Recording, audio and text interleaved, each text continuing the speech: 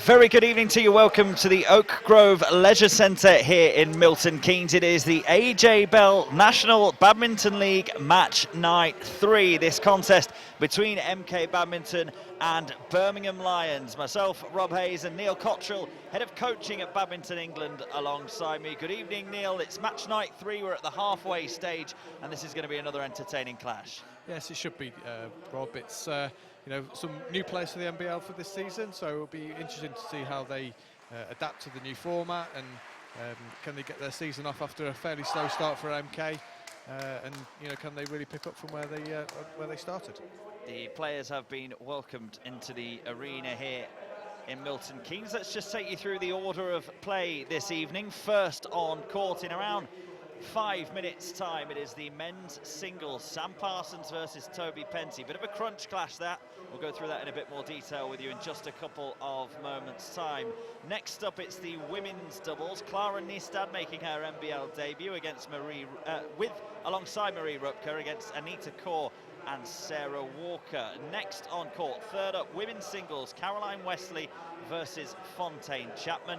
Then it's the mixed doubles, Gordon Thompson and Sophie Sankey against James Lauder and Catherine Grant, and then rounding it off on match night 3 here, Peter Mills and Sean Vendy of MK Badminton going head-to-head with Gary Fox and Cohen Ridder of Birmingham Lions. Neil, let's try and figure out this order of play if we can. We're expecting it to be a close one, as most NBL match nights are.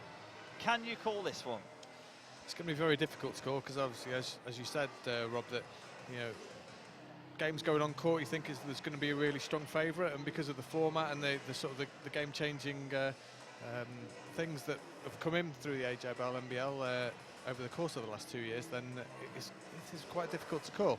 I mean, there'll be some games where you think, well, there's going to be a strong favourite, but looking down the list there's going to be quite a few 50-50 games, so this match definitely could go either way.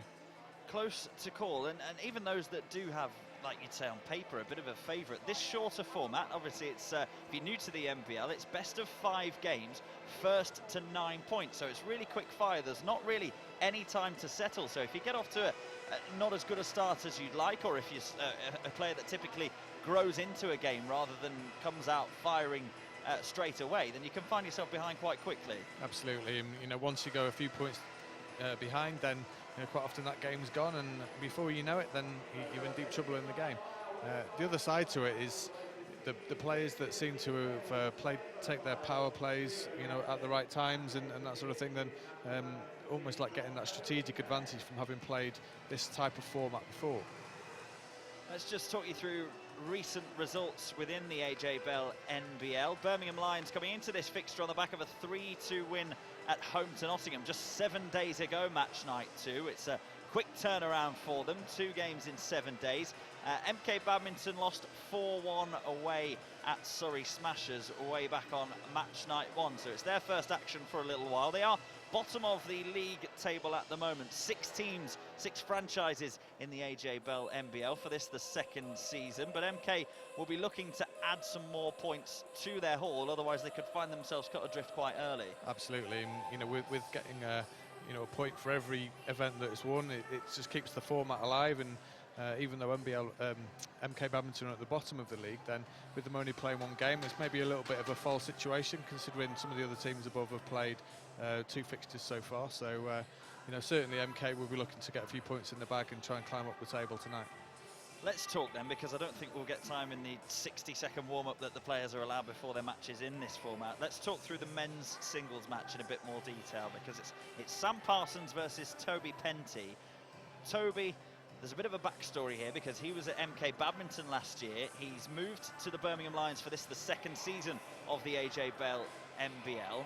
He's captain of Birmingham Lions now. He's back on his old turf for the first time. He's playing a player who's beaten him in the Nationals for the last 2 years running. This has got quite a lot riding on it, this match, as well as being the first one to kick off the match night as well. It has. It's a great way to start the match. It's Toby, I think, has got the highest high award ranking of the 2 players, but as you say, has come stuck against Sam Parsons a couple of times in the last few national championships.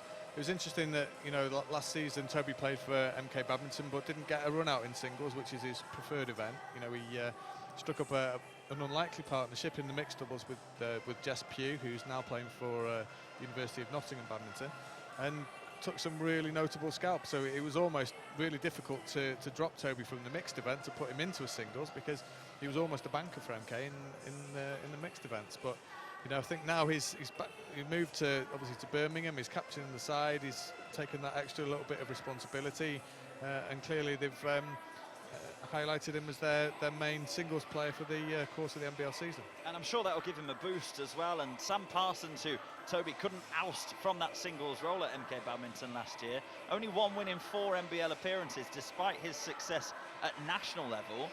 Does that again highlight the fact that you could be a really, really good player across, shall we call it in inverted commas, the traditional format of the game, but then he comes into this and you'd think that Toby might have the slight edge on him?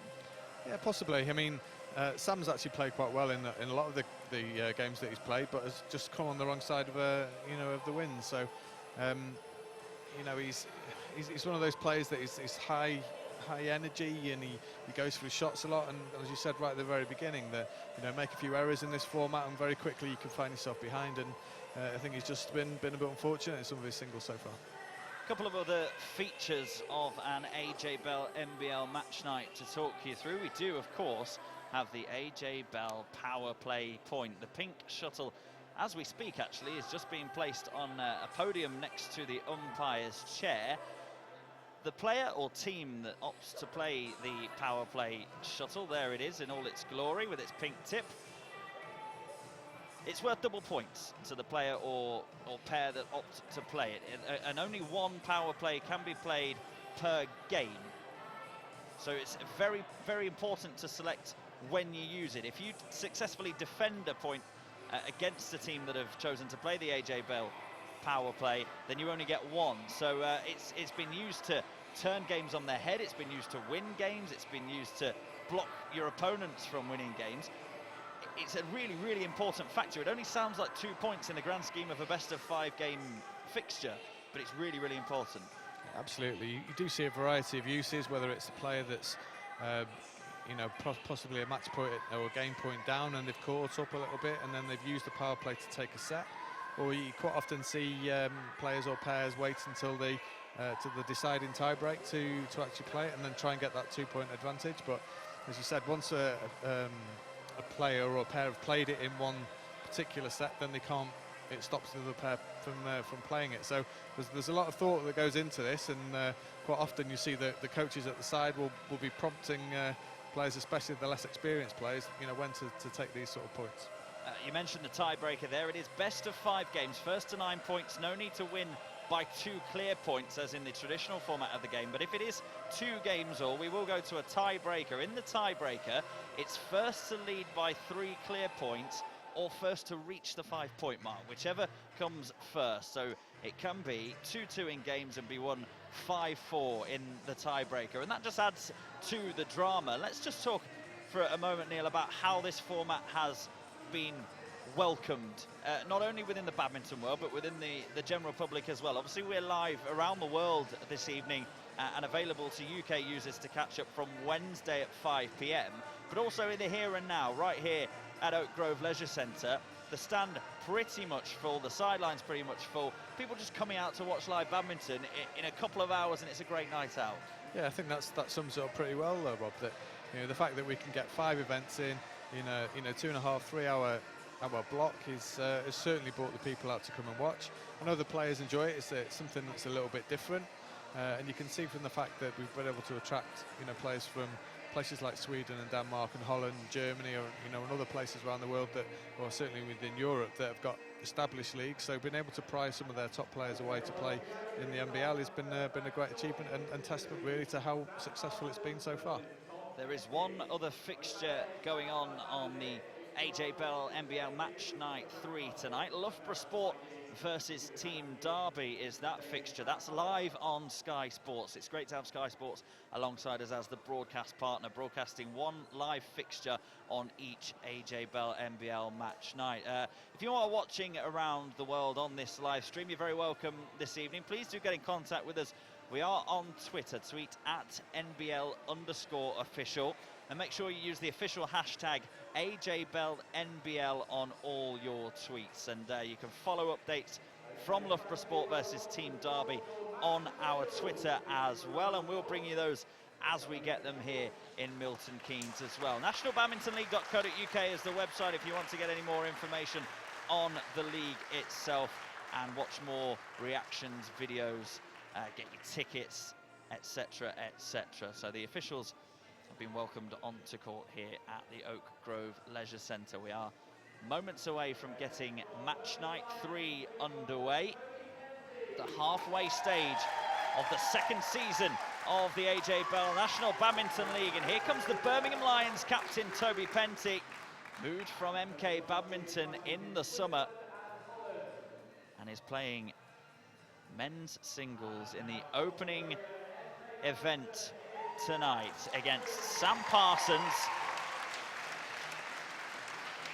Parsons, the 2015 national champion, beat Toby Penty in the national championships on the way to being crowned the champion. And he comes into this, he won his first major singles title, first senior singles title a couple of months ago in Israel. So he'll be feeling pretty good about himself, Neil. Yeah, Sam's in decent form at the moment. He's had a couple of good outings around Europe this season so far. And in contrast, over the last sort of year and a half or so, Toby Penty's struggled with injuries a little bit, but has had some real notable sort of performances in the World Championships where he pushed one of the top Chinese guys all the way. So certainly he's coming in with a bit of form. So this could be quite an evenly contested game. An even contest is exactly what we are looking for. Toby Penty, as we said, a captain of Birmingham Lions in the red shirt, navy shorts. And Sam Parsons, the home player of MK Badminton, in that luminous yellow shirt and black shorts. So 60 seconds is all they get to warm up on the match court here. There are other warm-up courts available behind the scenes, but in terms of getting themselves right into the groove of this, they don't get very long to do it. No, I mean the players would have been spending a bit of time warming up, away from the court, making sure that they're fully prepared physically and mentally for the challenge that they're about to face. But it's tight here. There's not a great deal of space around with the coaches and the line judges. The teams are all around as well, so it all makes for a great atmosphere inside the venue. It does indeed. We are very close courtside as well. And we are just about ready to get match night 3 of the AJ Bell NBL underway.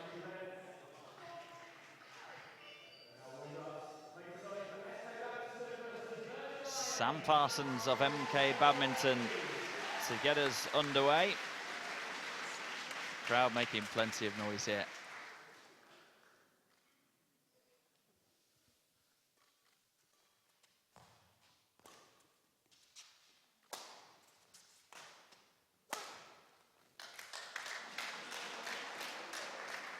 Into the net from Sam Parsons, so first blood Toby Penty.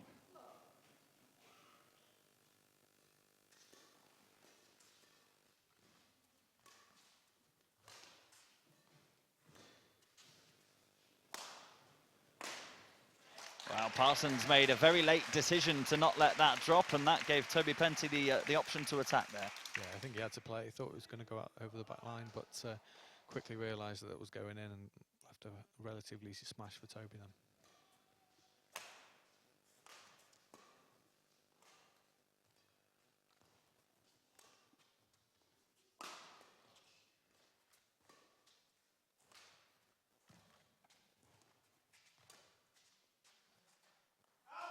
And 2 quickly becomes 3 for Toby Penty. Settled quite nicely on the return to his former team.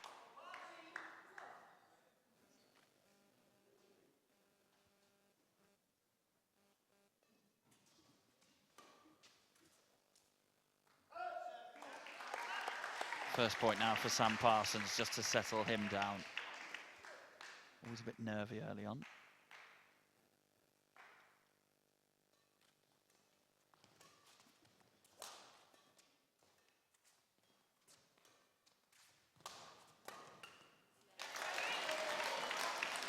Straight up Parsons, not much he could do to get that back over. Yeah, Toby's trying to play nice and tight around the net, and when he's lifting away from the net, he's lifting quite flat to avoid giving Sam a free hit and a free smash towards his side of the court. And on the other side, then Sam is actually giving a few lifts away and enabling Toby just to put a little bit of pressure on at the moment, and he's worthy of his 5-1 lead.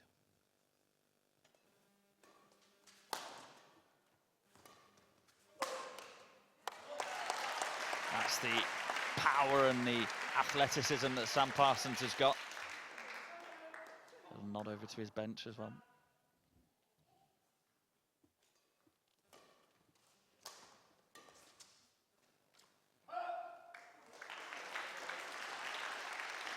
A couple of points in a row and momentum can swing very, very quickly in this format.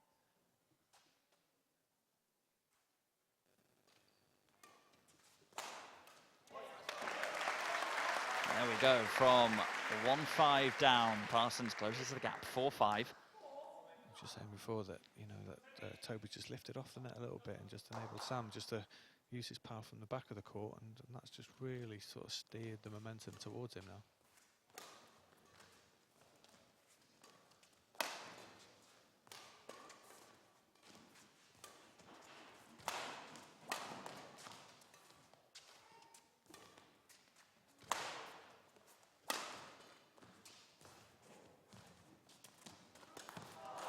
Great rally, that one.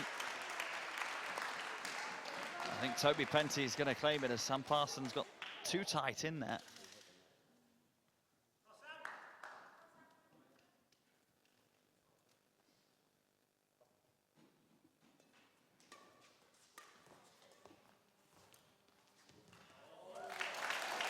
That's good deception from Penty at the net there. He looked like he was going to play to the rear of the court and just pulled it at the very last minute, and by which time Parsons had already started to move and hit the empty court.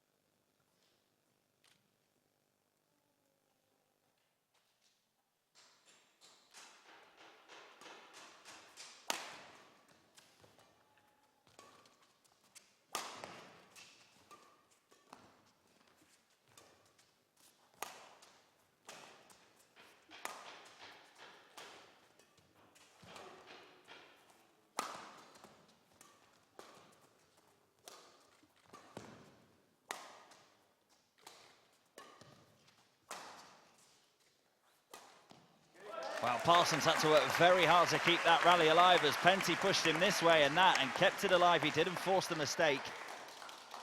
Yeah, Parsons hung in well then. This is, the longer this game goes on, the more of a physical battle it's going to be. And both players are playing a very similar game, trying to take the net early and trying to avoid anything that's too high to enable their opponent to attack.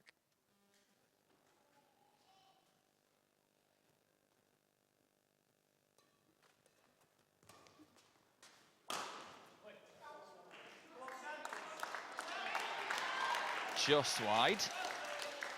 And Penty only just pointing it again, 6-7.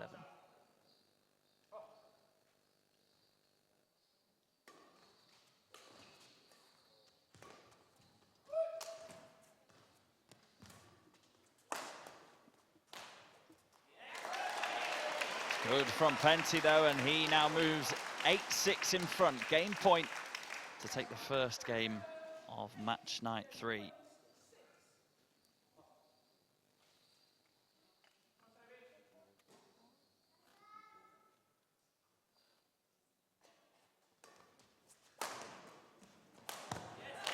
And he does finish it right down in front of Sam Parsons. So first game of the night goes the way of the man that's returning to Milton Keynes, the Birmingham Lions captain, Toby Penty. He goes 1-0 in front. Yeah, I think that was about right on the balance of that first set there. It almost feels like when Toby can play his game and attack and really look for the net, then he's determining what happens in the rest of the rally. Sam has somehow got to try and break that pattern of play and almost do exactly the same to Toby. And you know, if he can do that, he's still in with a chance in this game. But at the moment, I think Toby will be feeling pretty good about himself and will be looking to carry on where he left off.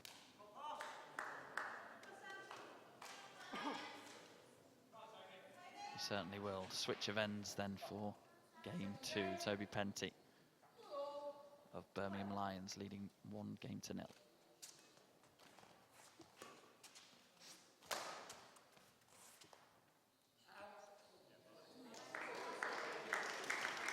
A little groan in the crowd there. We just had to wait an extra half second or so for the call to be made.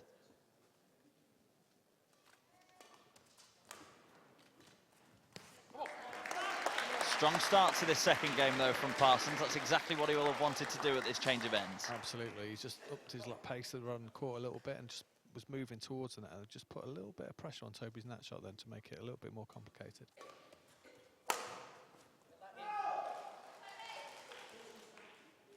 Cross court and wide though from Parsons.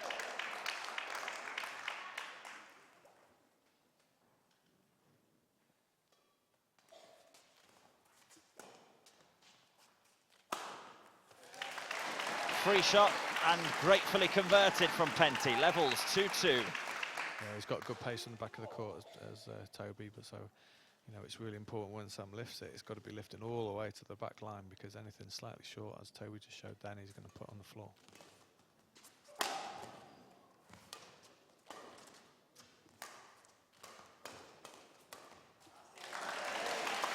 Spun it around. 3 points in a row for Toby Penty.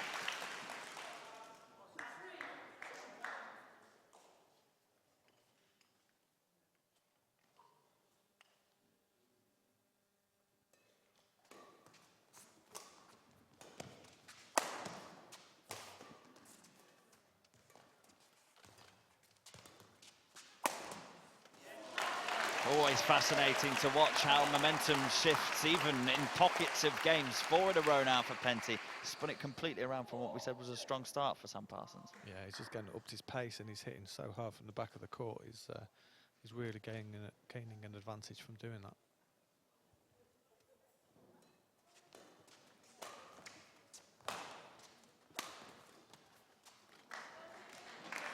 That's not far from being a very good shot from Sam Parsons, just half an inch too low.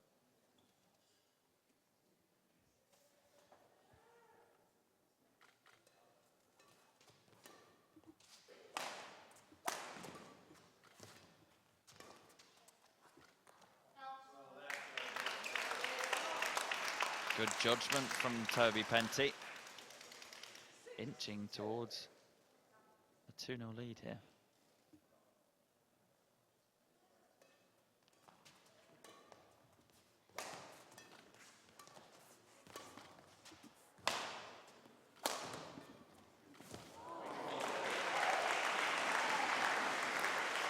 Sam Parsons this time just lifts it that extra little inch and he gets the look off the top of the net this time. Yeah, there was a very small margin of error there, but just about hit the tape and went over. So big sigh of breath from Penty there, thinking he'd taken that point, but he's got to rebuild again now.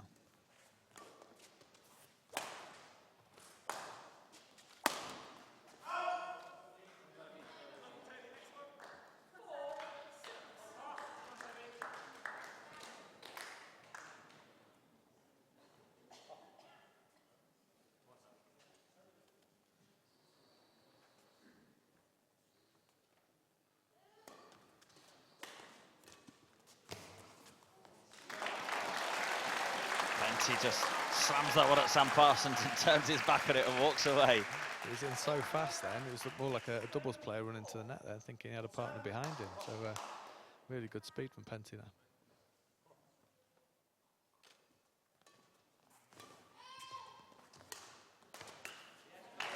Puts that one down as well. 8-4 now, Toby Penty. Game point to take a 2-game advantage.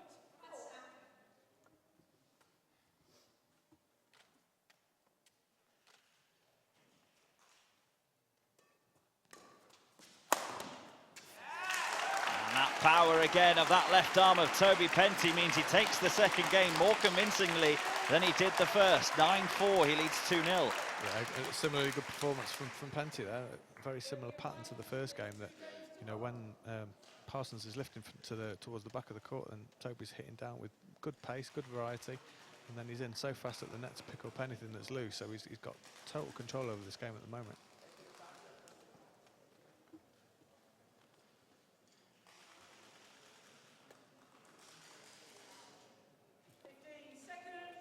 Sam Parsons trying to G himself up, as I'm sure the crowd will try and get behind him as well.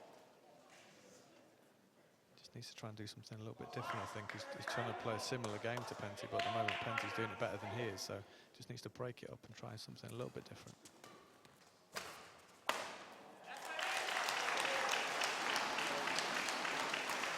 Not finding any way of combating the Birmingham Lions captain at the moment.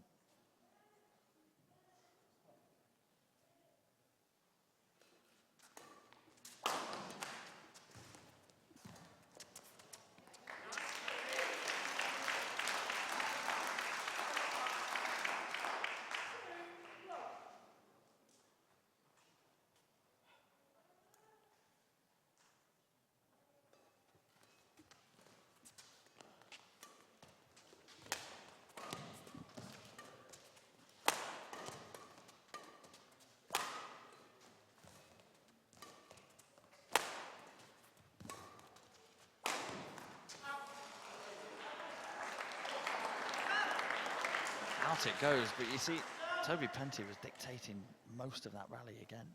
It was interesting, Parsons played a little bit softer to the net there and gave him fewer opportunities to smash during that rally. So I think possibly that's the way that he needs to play. He needs to be the one that's been the aggressor, as opposed to Penty, who is dominating at the moment.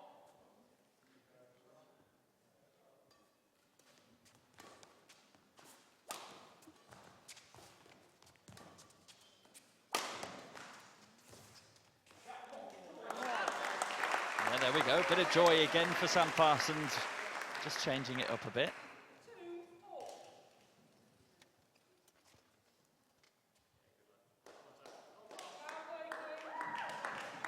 So the AJ Bell power play is in effect for the first time.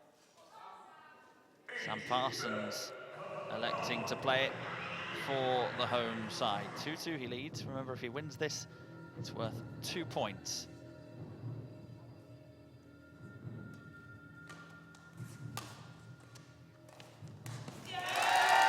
Toby Penty wins it, only worth 1 to the Birmingham Lions man, but it stops Sam Parsons from getting that double advantage.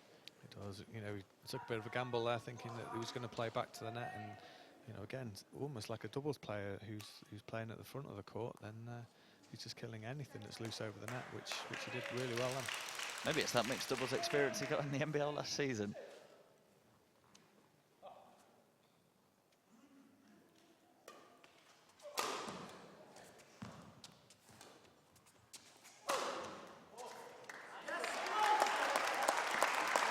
Toby Penty has a long look at the umpire there.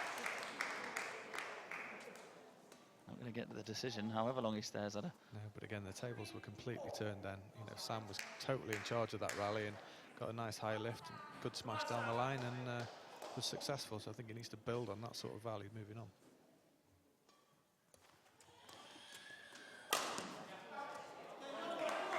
All about whether you can string together a few points in a row in this format, and Sam Parsons has done just that to react from the disappointment of losing the power play point.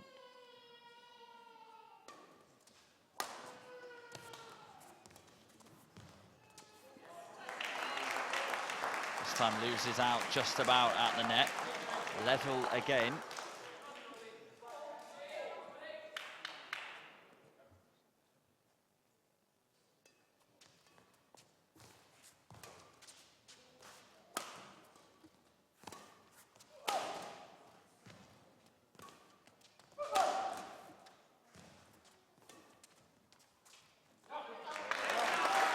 Well left again by Sam Parsons. Inches back in front, 5-4.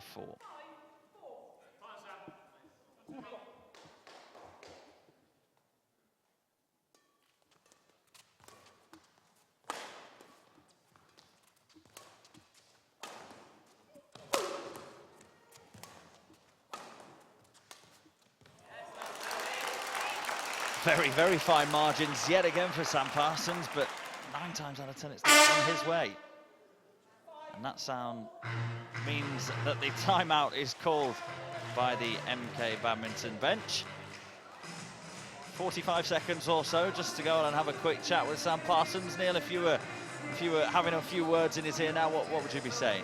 A couple of things really. I think he needs to engineer the rally so that he's hitting down a little bit more, but at the same time not to lose too many rallies. That, you know, I think that, you know, even when he's not actually putting the shot on the floor, there's been a few occasions where he's like forced Toby into maybe going for a little bit too much. So, but he needs to be really strong and steady when he's playing his stuff, especially around the net, and just trying to, you know, not lose points as much as to try and win points. It's very finely poised in this third game. If Sam Parsons can take it, it puts a different complexion on this first event, the men's singles. 5-5.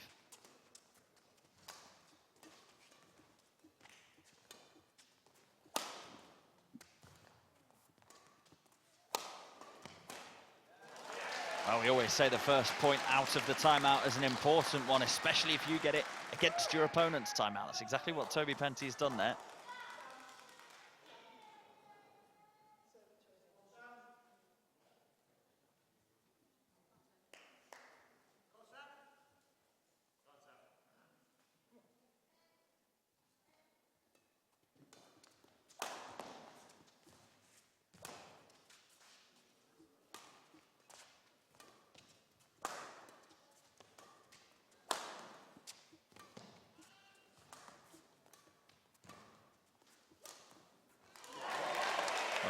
Very, very, very clever from Toby Penty. Really well executed. Yeah, one of the advantages of having a really big smash and playing the way that he's played in this game so far is that it just opens up the court to those sort of variations. He looked like he was going to hit, you know, a flat smash down the line, but just cut his racket across the feathers at the last minute and just pulled it cross court, which, you know, one of the most deceptive shots in badminton, especially in singles.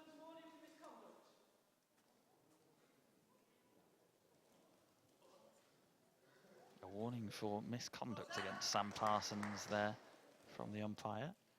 He trails 5-7. He's tried to step in there and win it at the net, and he hasn't done so. So it is match point Toby Penty. 8-5 he leads.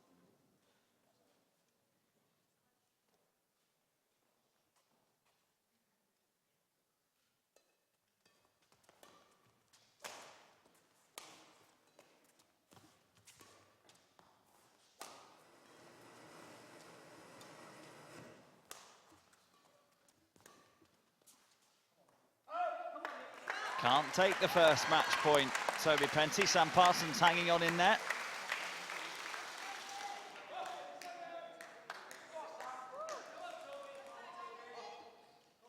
Still got a couple more match points to save here, Sam Parsons.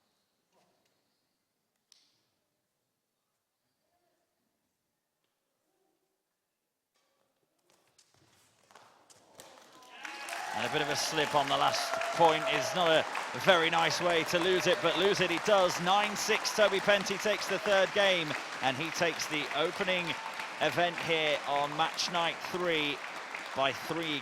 Yeah, I think that slip was engineered though by Toby's deceptive return of serve there. He looked like he was going to play it with pace, almost like played the first shot, dummied, played a soft shot towards the net, and then all Sam could do was just to dive and get his racket on it for an easy kill for Penty there. And I just think overall that the balance of that game, Toby was in complete control from the start all the way through to the end, and was worthy of a good performance there. Strong performance and a good solid result for Toby Penty means that the visitors here, Birmingham Lions, take a 1-0 lead on AJ Bell, MBL match night 3. Next up on court, it is the women's doubles. Clara Nystad and Marie Rupke for the home side MK Badminton against Anita Kaur and Sarah Walker of Birmingham Lions. Clara Nystad, well, we talk about people being new to the MBL and maybe taking a little bit of a while to get used to the format. Clara Nystad only signed for MK Badminton a couple of weeks ago. Absolutely, I think she's a great addition to the MK side. She's performing well around Europe at the moment, and you know, is a breath of fresh air for MK Badminton and the ladies doubles event. She reached the semi-finals of the Irish Open this weekend, Clara Nystad, so she comes here on a Monday night in Milton Keynes full of confidence after a good run just over the Irish Sea. She is a women's doubles specialist, really, so this event should suit her and try and ease her in, but as we say, she won't have had long to get to know her partner, Marie Rupke. She won't have had long to get used to the scoring system, so it's going to be very interesting to see how she gets on. Yeah, I think, as you say, she's performing well at the moment with a regular partner, a regular Swedish partner. So, you know, it'll be different again playing with Maria. You know, obviously a Scandinavian colleague, but not used to playing with her, and certainly not used to playing in this format as well. So, you know, she'll be relying on the fact that Maria played the first match night, and with some support from the coaching team about, you know, when to play some of these, sort of take some of these crucial rule changes within NBL, then I'm sure she'll be fine. Marie Rupke is also new for this year to MK Badminton. She did make a winning start to her AJ Bell MBL career in the mixed doubles with Andreas Christiansen, who's not here this evening. He's playing overseas in North America, or coaching rather, Christiansen, head coach of the Swedish national side.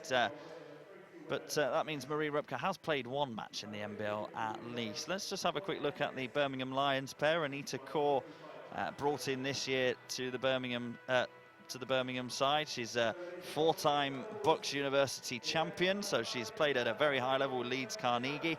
And Sarah Walker is a 2-time national champion in the singles game, so this is going to be a very, very close contest. Yeah, absolutely. I mean, Sarah was a high-level singles player, but also was a really good sort of junior doubles player. So she's moved across the doubles events at the moment, and is certainly bringing the level that she had in the singles across to the doubles. And you know, had a winning start against Nottingham in the last match night. So we'll be full of confidence, and we'll be hoping for a good start.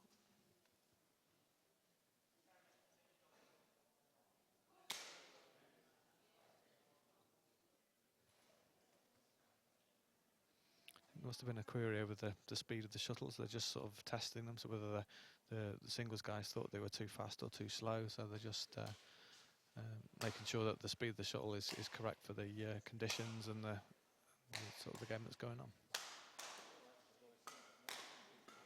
I've pulled some more out from a storage cupboard somewhere as well, just to restock. Well, they do have different speeds of shuttles, so you know, depending on the sort of the climatic conditions and you know how many people are in the hall, and quite often as when the hall gets full and you know the few games have been on and the temperature rises, then the speed of the shuttles can vary slightly. So I think the shuttles were tested, you know, a little while ago, but you wouldn't think that the conditions have changed that much in the space of maybe an hour since they were tested. So now you mention it, I am feeling a bit warmer here, but maybe that's just because I'm thinking about it a bit. But slightly longer than usual warm-up than the format usually allows. Sort of a quick minute and a half knock-up, but as we just get used to the flight of the shuttles here. I think it's going to be important for the Birmingham pair to make a good start in this. I think you know, the form book would suggest that the MK Badminton pair might be their favourites here, but certainly the level that the Birmingham pair will be able to produce should make them competitive in this game. So, but they need a good start just to build their confidence straight away.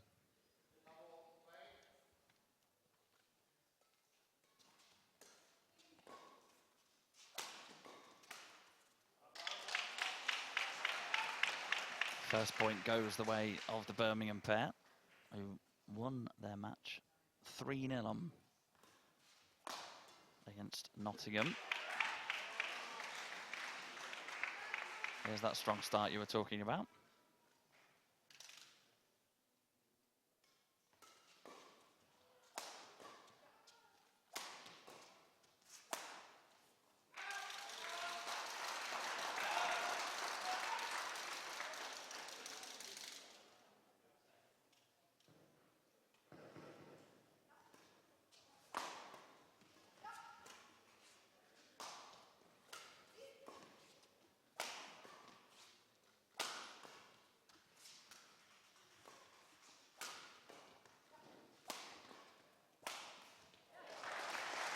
But the home pairing do eventually get their first point on the board, and that will just ease the nerves a little bit. Yeah, some good defence from the Birmingham pair there.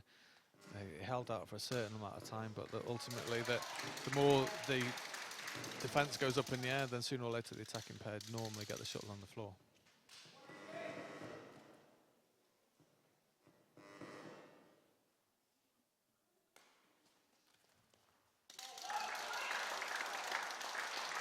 Marie Rupke watching that over her head and willing it to go out. It didn't, just drops inside the line.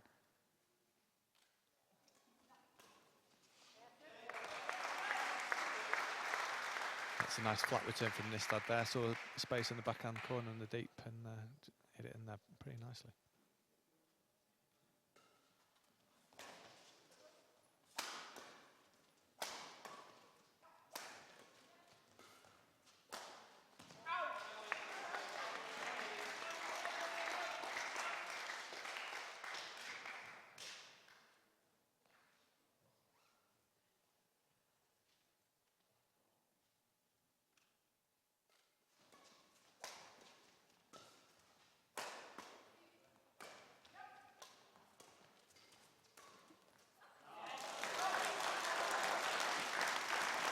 That's good play from Sarah Walker there. She took a bit of a gamble by staying at the net when the shot was high on the other side of the court, but managed to intercept and caught Nistad unawares then.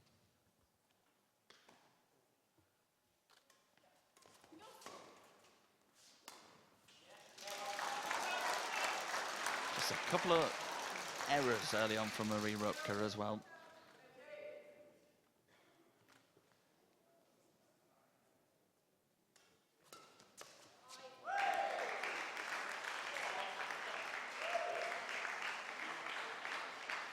It's unusual in badminton these days to see a forehand low serve. It's the vast majority of players will be hitting a backhand serve as Nistad did there.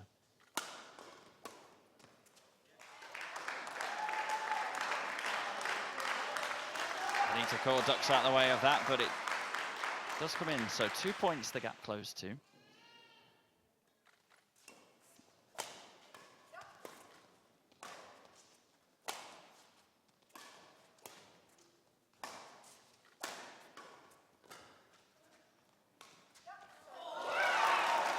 Brilliant though from Anita Kaur. She's got very, very good racket control, hasn't she? She might not be the most mobile player in the NBL, but she's very skillful. Absolutely, she looked like she was going to hit with pace there, but again, as Toby did in the last singles game, she cut right across the feathers at the last minute and pulled the shuttle down into the space. Game point Birmingham Lions. And another little mistake from Marie Rupke means that the game does go the way of Birmingham Lions, 9-5.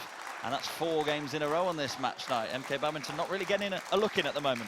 No, I think that's exactly what we said right at the start of this event there, that it was important for Birmingham for them to get off to a good start.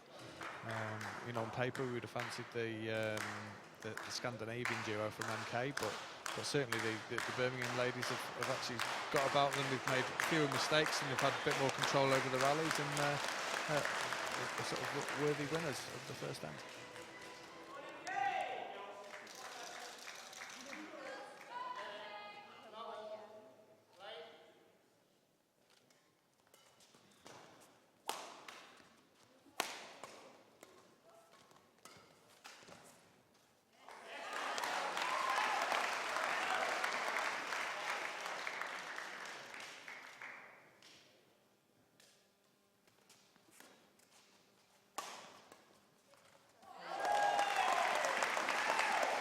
Fast-paced start, though, to this second game from MK Badminton.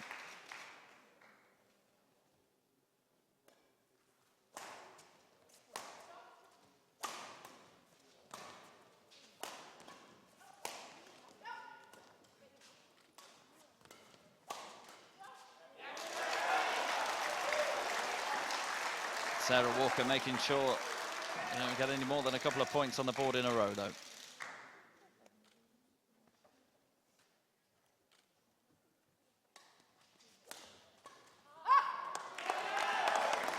A bit of a chance there. There was a wide open space, and she knows that she missed an opportunity to level up this end.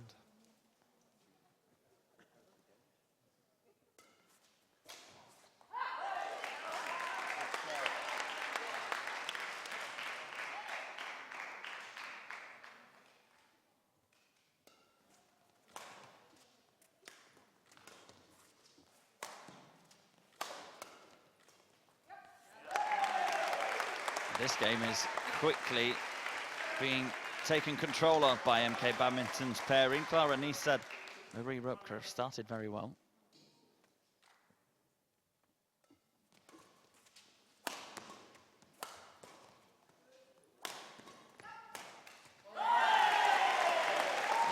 That's another one. It goes to 6-1, and no surprises really that the timeout's called by Birmingham Lions.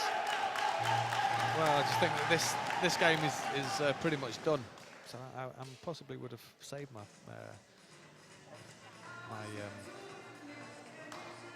timeout for a little bit later in the game, possibly. You know, the MK pair have been so much more aggressive in the first part of this game. So, you know, unless a miracle can come out from the Birmingham ladies now, unless Lorraine Cole, head coach, has seen something that they can do now that might be able to sort of build into this game and then take the start of the third game. So that may be the use for taking the power play now.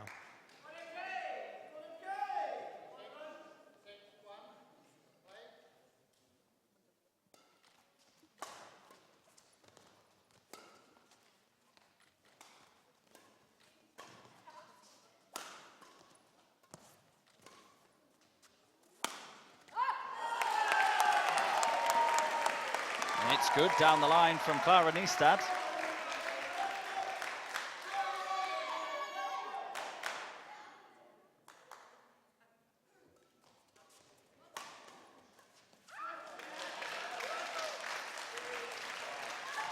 That's good positive defence from Sarah Walker there. Rather than just getting the shuttle back, she returned it with a bit of interest and forced the error from Niestad then.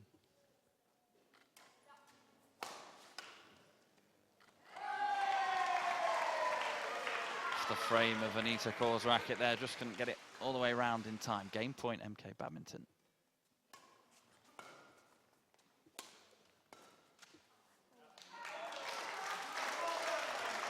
Not quite this time, but you'd fancy them to get over the line.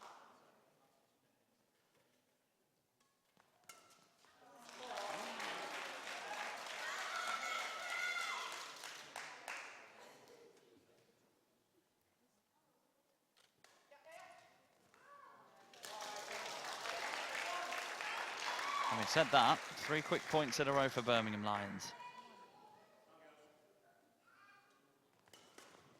They're hanging on in there, and they're closing the gap in this second game.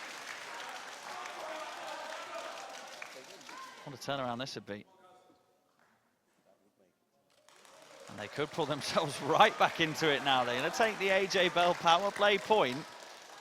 If they win this point, it's worth double and would take us to 8-8, game point both teams.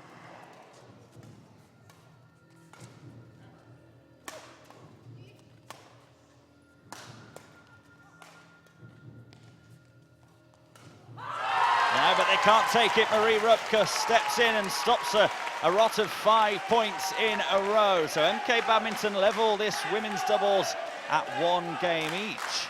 Yeah, interesting there that Birmingham Lions came right back into the game after me saying don't take your power play. So clearly Lorraine Cole had some important words of wisdom there that she imparted to the ladies, and they almost snatched it then. That's the speed at which an NBL contest can flip around. A few almost relieved smiles on the MK Badminton faces there, because that gap was closing alarmingly quickly, but they are level, 1 game each.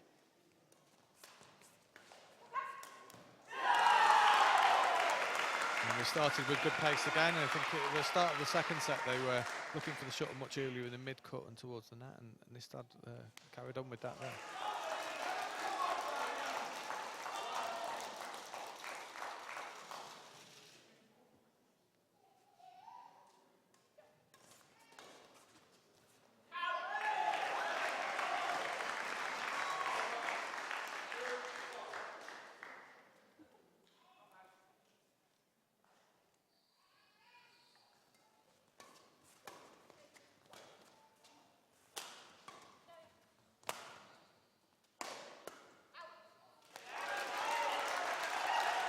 Trading blows early on and trading the odd slight error, 2-2.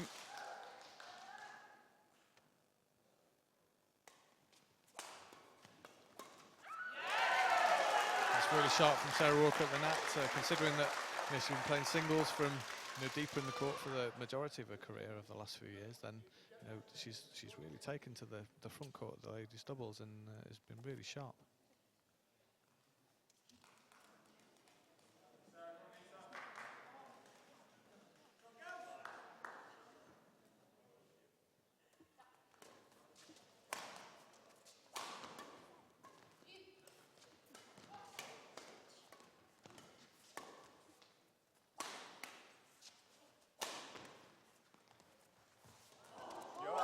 Oh, it's really unlucky. Sarah Walker reacted brilliantly to that, just taking a little clip off the tape. Almost got it back.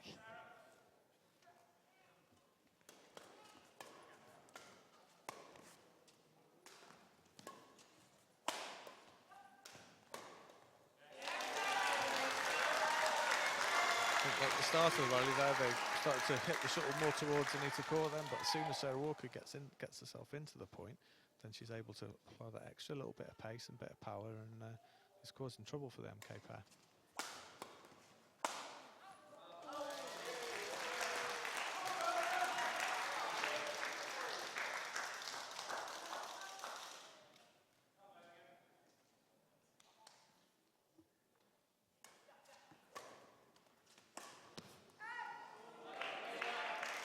Well left by Marie Rupke. Not far away though from Anita Kaur.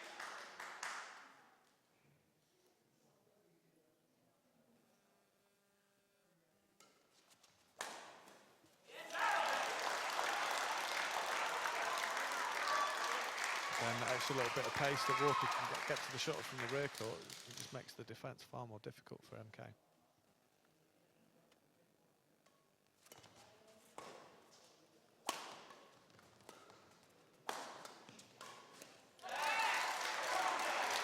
Clara Nystad already halfway in the other direction. Timeout now called by MK Badminton as they trail 4-7 in this third game. Yeah, I just think the MK pair almost like panicking a little bit and trying to hit hard all of the time, and it all looks a little bit rushed. I think they've just sort of relaxed a little bit and actually picked out bits of the court where they want to target and attack. Then I think they'll be a little bit more successful. But certainly when Sarah Walker's hitting the flat stuff and from the mid court and from the rear court, then she's proven to be the difference in this game so far. See if the timeout can have any difference for MK Badminton. 7-4 it is, Birmingham Lions in the third game.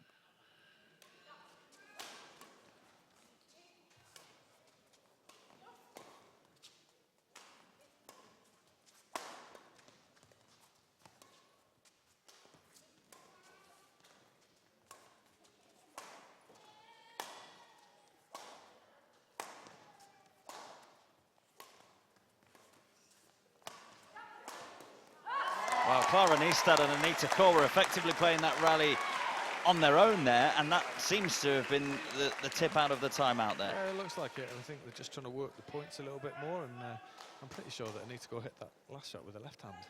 We'll have to maybe watch that back afterwards, but Yeah, she almost got herself out of trouble, but certainly I think the pressure's going to be coming at Anita Kaur over the next few rallies. A couple of points in a row, close the gap to just one. 6-7 now, MK Badminton trail.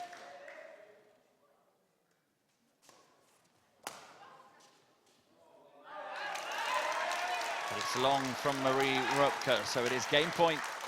Anita Kaur and Sarah Walker. Chance to go back in front in this women's doubles.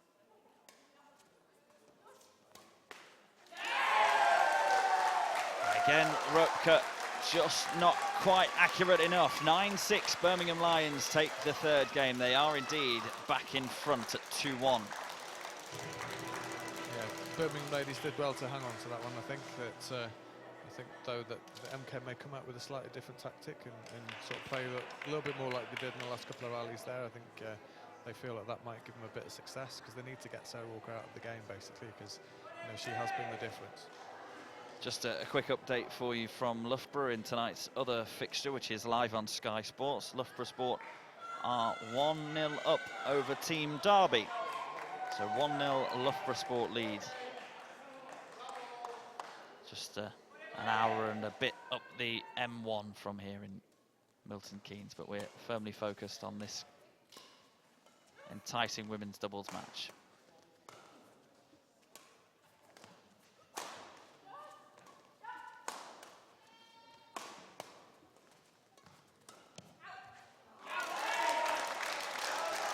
Nystad working hard again, but again Rupke is just not quite there.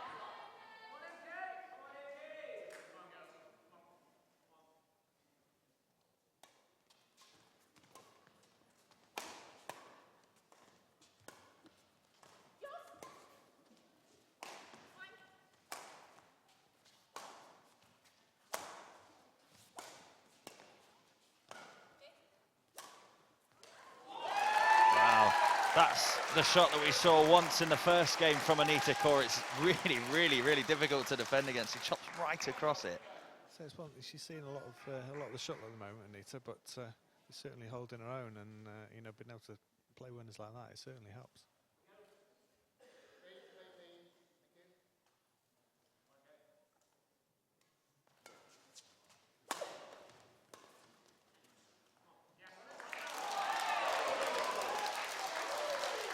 Marie Rupke absolutely convinced that that was out.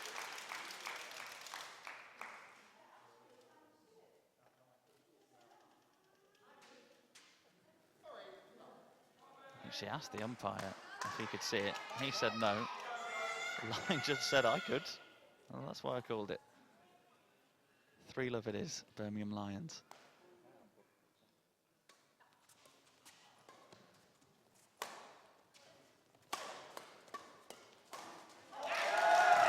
Frantic, hitting back and forth. 4-love now it is. But that's great play from Sarah Walker again. She seems to be everywhere at the moment when the MK pair are trying to hit the shuttle away from her, but she always seems to be there, so a real dominant performance.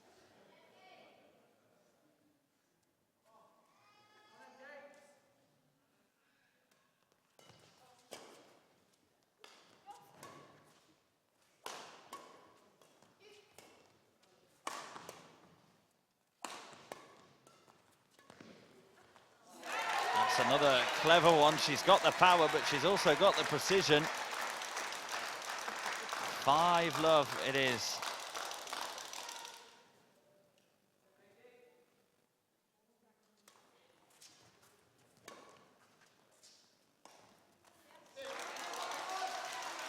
And MK Badminton are in a bit of a pickle here. This is quite often what happens when you've got someone who is so dominant on the other side of the court. Then you feel like you've got to be so tight or so deep, and that just creates errors, and it just leaves parts of the court open as we need to expose them. And she can certainly find them. Just a couple of points away from winning this match.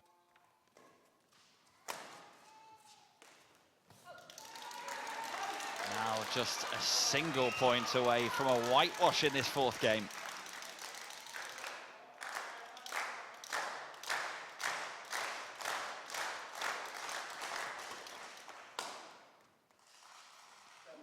Not quite. Not quite. Just about catches the line. Smile on the face of Anita Court.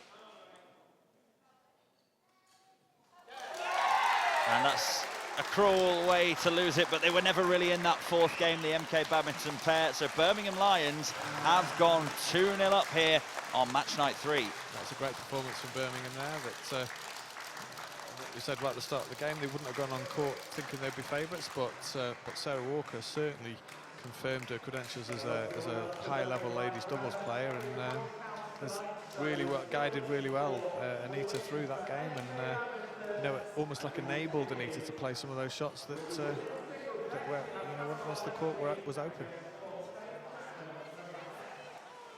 So that's 2 events down here at the Oak Grove Leisure Centre on this, the AJ Bell NBL match night 3. The hosts, MK Badminton, trailing 2-0 with 3 events still to play. Next up on court, the women's singles, Caroline Wesley versus Fontaine Chapman.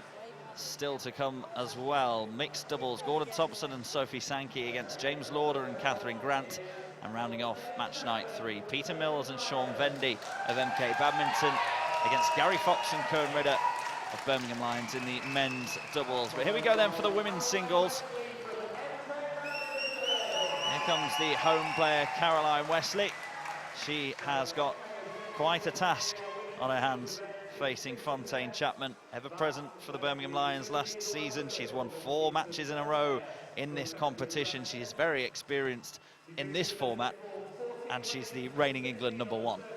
Yeah, Fontaine will be the red-hot favourite for this game, but you know, as we've seen in so many of the other fixtures so far, you know, with the format as it is, then it gives people a chance to play, and if Caroline has a good day and can upset the rhythm of Fontaine and, you know, create a little bit down Fontaine's head, then she's in with a chance.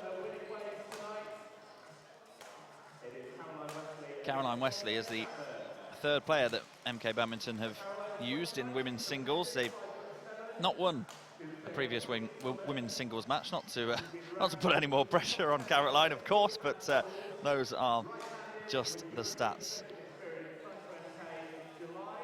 I think over the course of the season so far, and in last season, probably the strongest event was the ladies singles. There was a few good European imports that played for a lot of the franchises over the last season.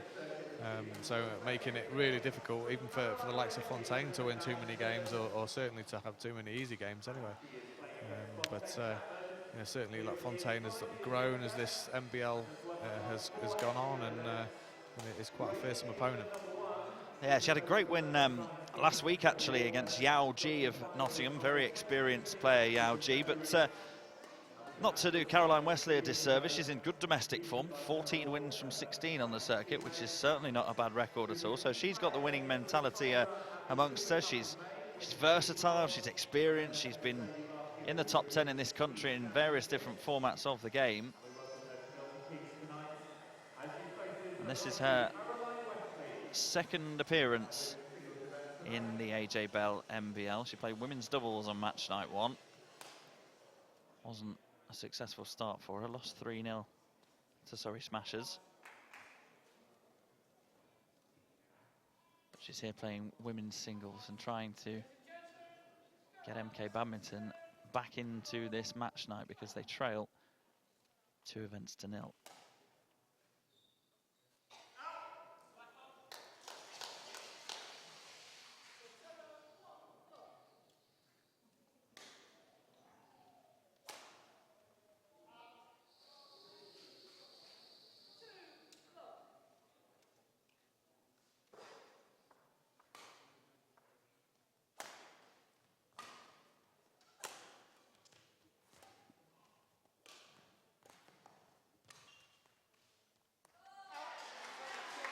That'll just settle her down a little bit, because she wasn't sure about that second call. She played it nicely down the line. It was just the wrong side.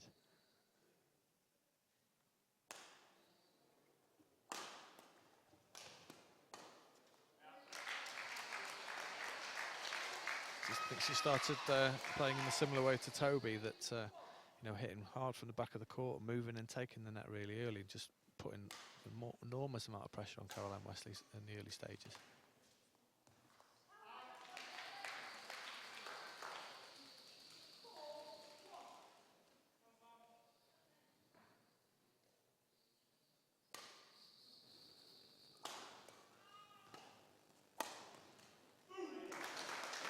is just pulling and pushing her from side to side at the moment, Fontaine Chapman.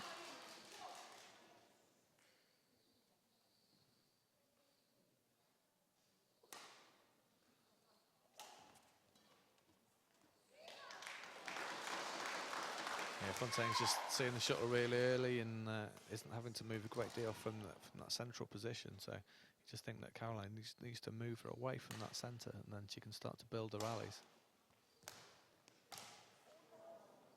Well, she opened up a bit of space for herself there and wasn't able to finish it off. You feel that she's going to need to be a bit more clinical than that.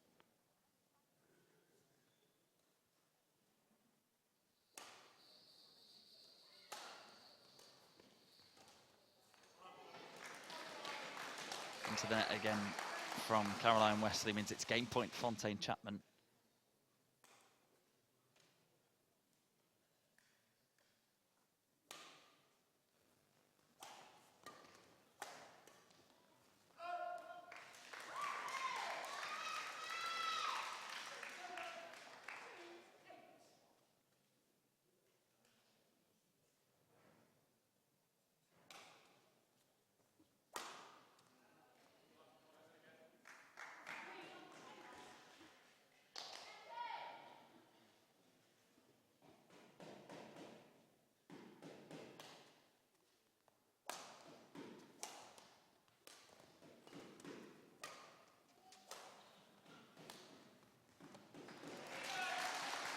Takes the game at the third attempt, 9-3, and relatively comfortable so far for Fontaine Chapman. Yeah, a nice way to win that first set there, really good angle. And he's got Caroline Wesley right on the back foot. She doesn't really know where she's going to hit it, and it just makes it so much difficult. So, you know, Wesley's having to wait for the shuttle to come over the net before she can react, and, you know, playing the shuttle that late against someone as fast as Fontaine, and powerful as Fontaine, is just creating a few errors for Wesley. Wesley did create possibly 2 or 3 of her own openings in that first game and didn't take any of them. That could have closed the score down, and that starts to make your opponent think a little bit more, but it's been a bit comfortable for Chapman so far.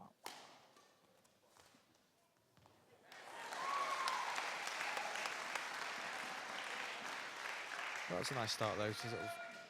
Sort of space at the front of the court, was maybe a little bit fortunate to flick the tape, but certainly give her confidence at the start of the game.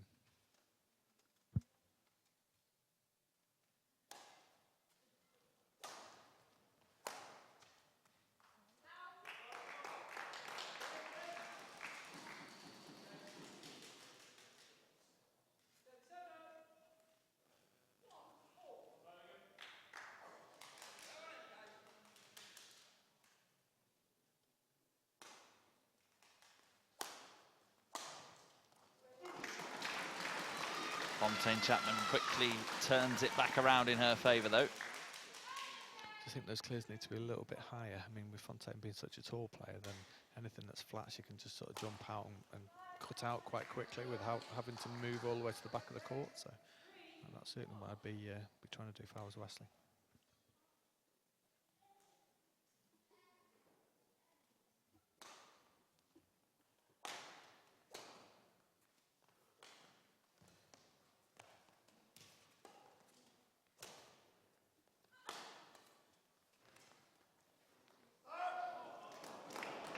Well, Wesley's played that point really well. And it's again those fine margins that we talk about. It's not far away.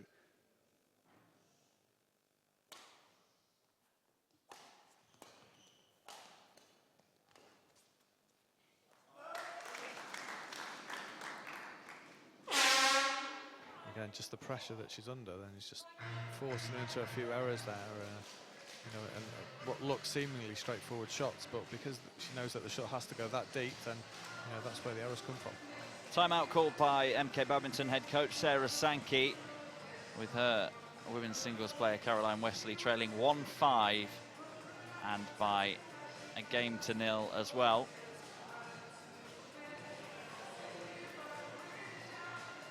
Is there much she can do to combat Fontaine Chapman? She's #1 in England for a reason.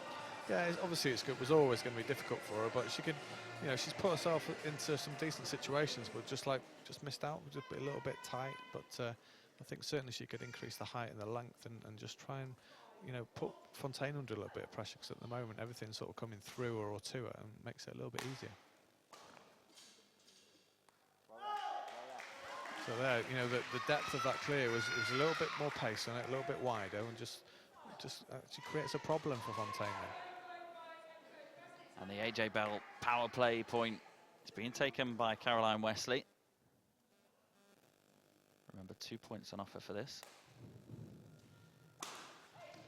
Yeah, and she takes it as Fontaine Chapman puts it into the net. So the gap closed from 1-5 at the timeout to 4-5 now. She's right back in this second game.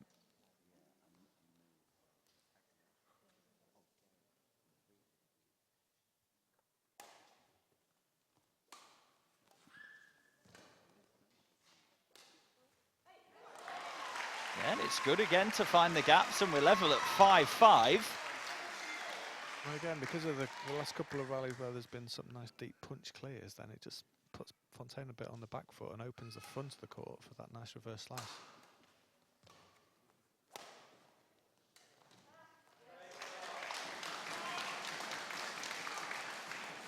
Yeah, Wesley not quite able to get the depth on that backhand clear as she was reaching for it.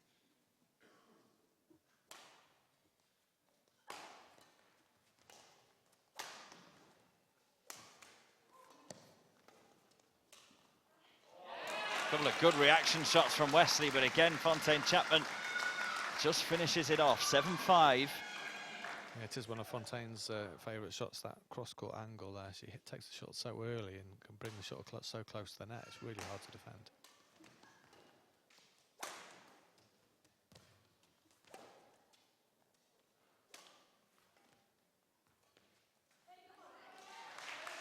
Little G of come on, says Caroline Wesley. It's just a point in it again.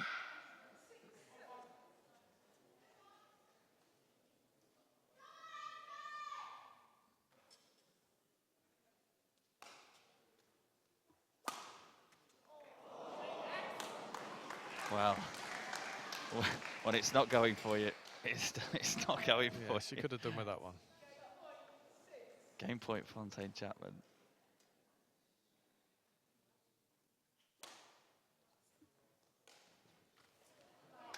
And it is game Fontaine Chapman, but 9-6, a much better second game from Caroline Wesley, and proving that she can put Fontaine Chapman under a bit of pressure. Yeah, I think she just needs to play the rallies a little bit more. That last point again was a little bit too tight, you know, and doing it straight off a serve where Fontaine's in a decent position, you know, to begin with.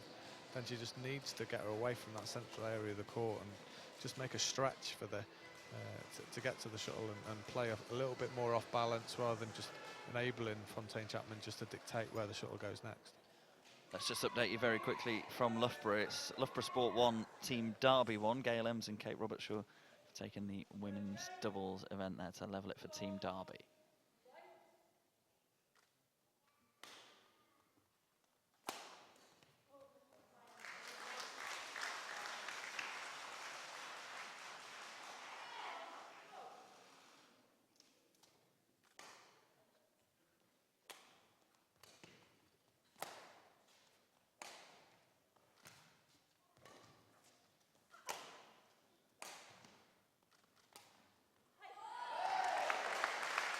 And that's the points that she does need to win, Caroline Wesley. Yeah, she hung into the point really well there, that Fontaine had her running around all over the rear court, but then still manages to keep the control, keep composure and play that nice winning shot.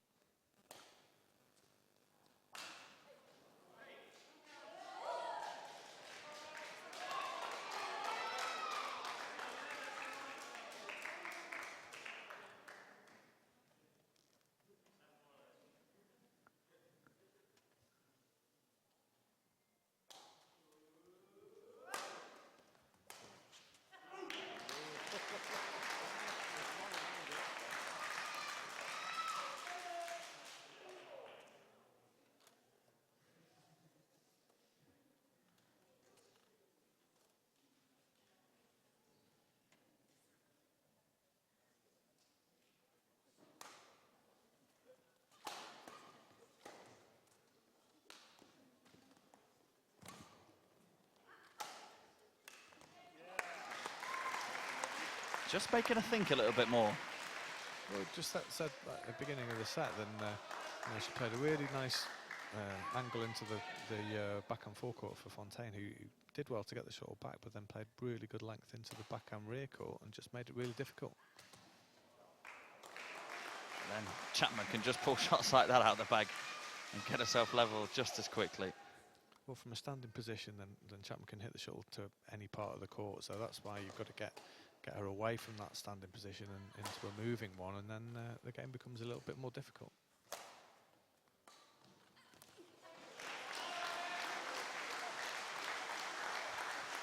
Wry smile on the face of Caroline Wesley.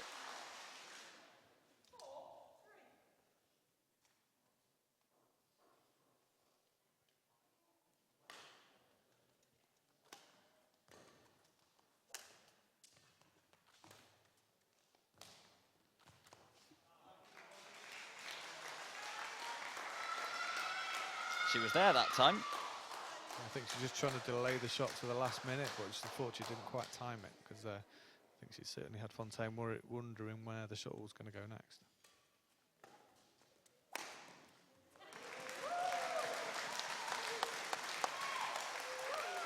Sent the other way for 6-3. And Fontaine Chapman of Birmingham Lions opts to take the AJ Bell power play point. This would give her match point if she wins it, remember. It's worth 2 points.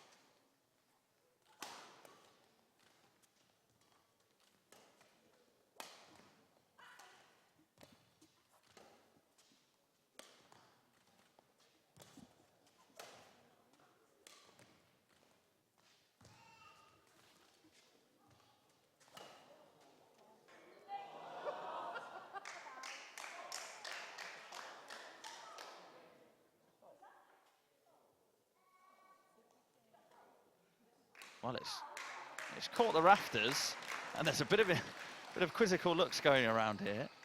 But the umpire has called fault when I think we might have been expecting a let, but the fact that it is a fault means it's 2 points Fontaine Chapman, a match point. Yeah, quite often in a hall such as this, when there's things hanging from the ceiling, it would be a let, but clearly they've specified that it's a fault for this occasion, and that was the call.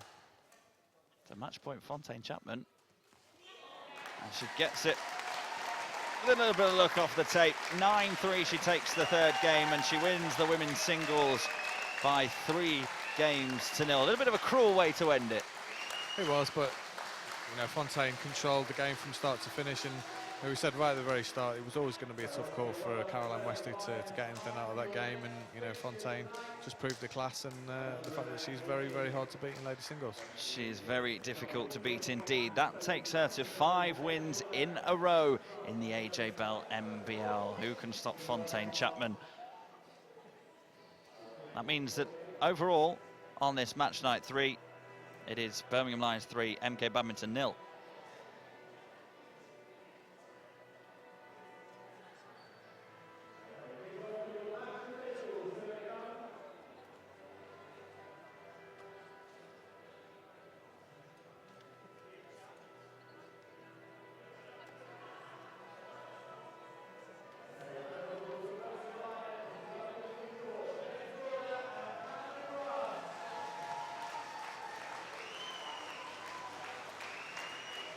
Next on court then, it is the mixed doubles. Gordon Thompson and Sophie Sankey being welcomed into the Oak Grove Leisure Centre now. They play for the hosts MK Badminton. James Lauder and Catherine Grant, their opponents for Birmingham Lions. MK Badminton, remember, lost their first match night 4-1 against Surrey Smashers, and they only picked up obviously the one event win there, and that was in the mixed doubles, but it's a new pairing here for them. But they're hoping that they can get a point on the board here, because at the moment they're cut adrift at the foot of the table. Absolutely. I mean, Sophie Sankey's a very talented player, that she's got great racket skills, and Gordon's really experienced and quite an aggressive doubles player, and will be all action in this game, and I think MK will fancy the chances of getting one on the board here.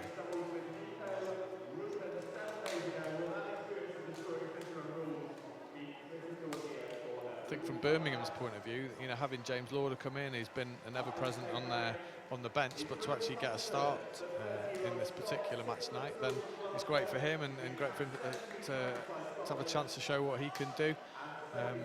Obviously Birmingham are missing probably their first choice mixed doubles pair of Heather Olver and Mika Ruppinen, who are away on international duty at the moment, so it's a good chance for the Birmingham guys to prove their worth. Absolutely, it gives them a chance, and it's a reason that the franchises have relatively big squads packed with versatile players, so that they can cope with any injuries or any international absentees.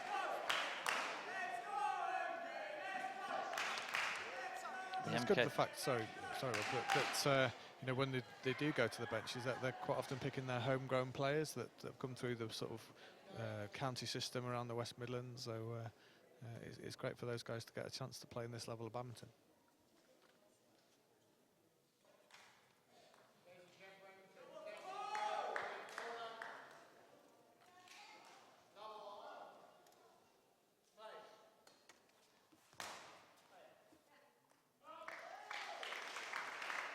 First point on the board for MK Badminton. You sense the crowd would want this one to be quite a close one, something that they can really get into.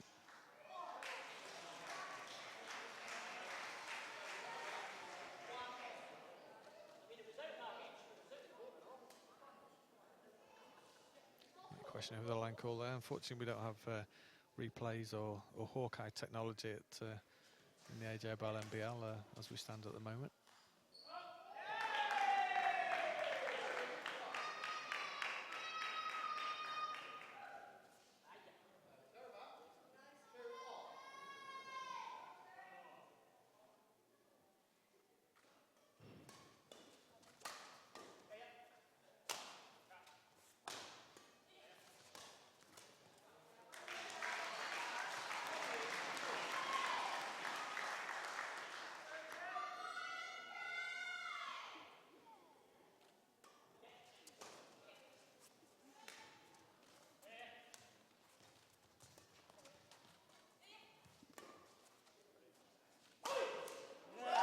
There's the big jump smash from Gordon Thompson. Like I said, he's an all-action guy. He looks like he really enjoys playing, and he'll want to get the crowd involved here and try and bring home a home point.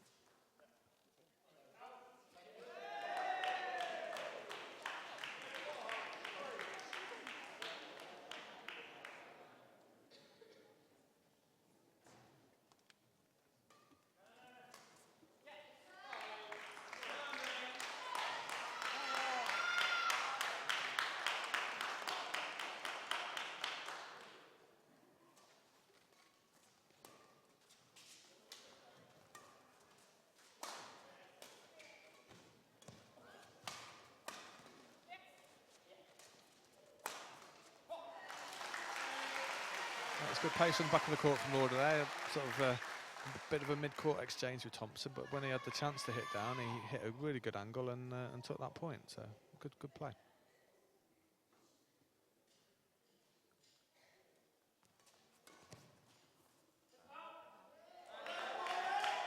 Ironic cheers every time the line just makes a call here.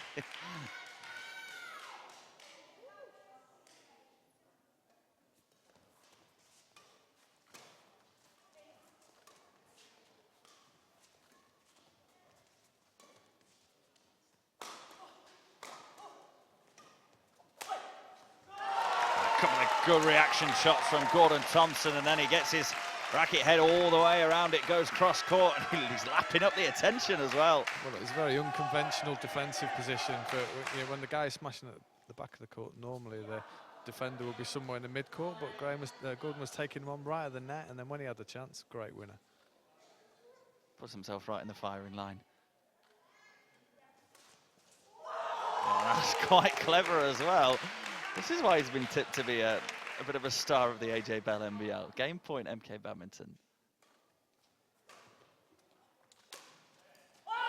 I like watching him already. That's 9-5 in its first game, MK Badminton, and he's really a fan's favourite, isn't he? That's great. You know, good use of deception there, and just cutting across the shuttle, bringing it down in front. Looked like he was going to hit one with a bit of pace, and a great way to take the first game.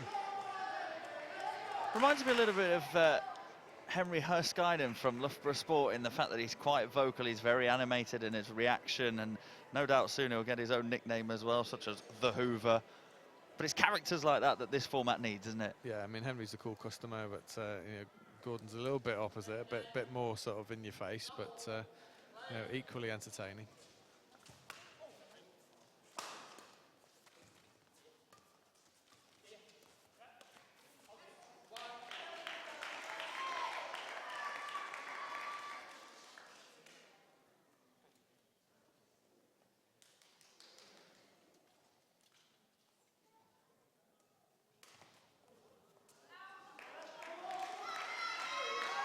It's interesting with MK taking the first game, then it's just put a little bit more pressure onto the Birmingham pair, and a few uncharacteristic return and serve errors have cropped in, and that's led to the timeout from the Birmingham head coach. So 45 seconds or so to have a quick chat with their pairs.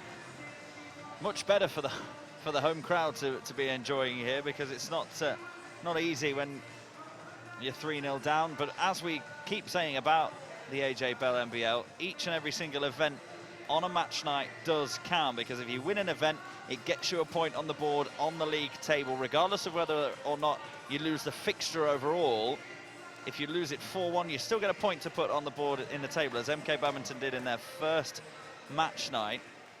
They are still at the bottom with just one event win, so this one would be crucial for them.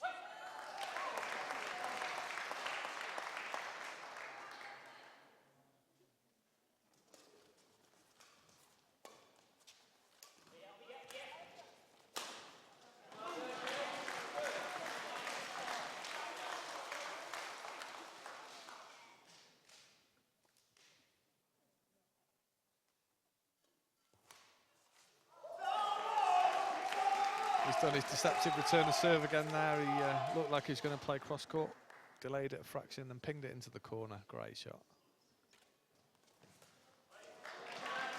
He has got his own nickname now. His bench are calling Tomo for him, so didn't take long, did it?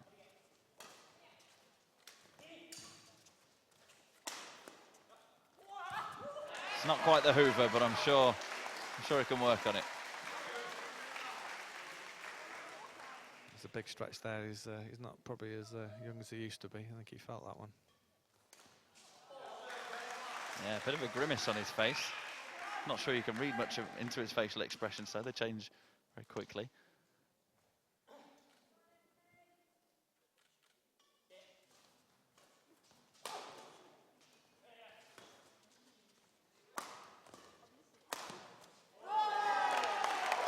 He gets a bit of luck that time as well. He won't mind that.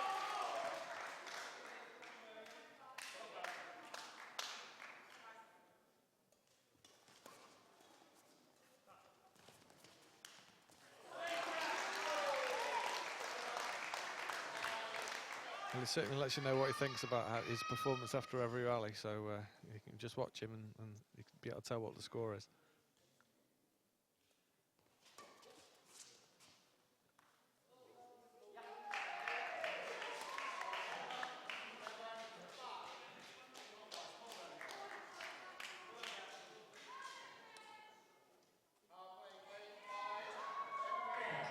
MK Badminton calling the AJ Bell power play point then, and this is game point for them in this second game. 2 points it's worth. Remember the pink tip shuttle. And it goes long, so great use of the AJ Bell power play. As Gordon Thompson hits it into the crowd that are enjoying watching him here. 9-5 they take the second game. They lead by 2-0. Right, it's good for the tie, getting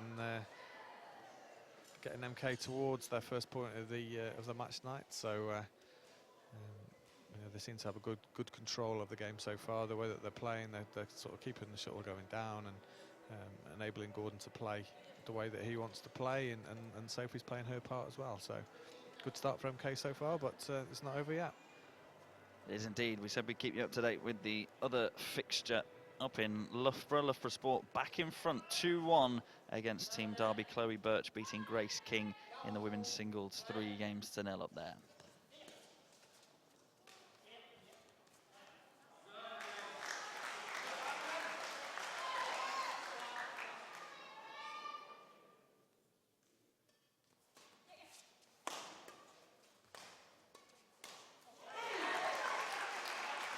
That's good pressure on the net from Catherine Grant there. Saw the opportunity, nice quick, clean kill. Good start from Birmingham.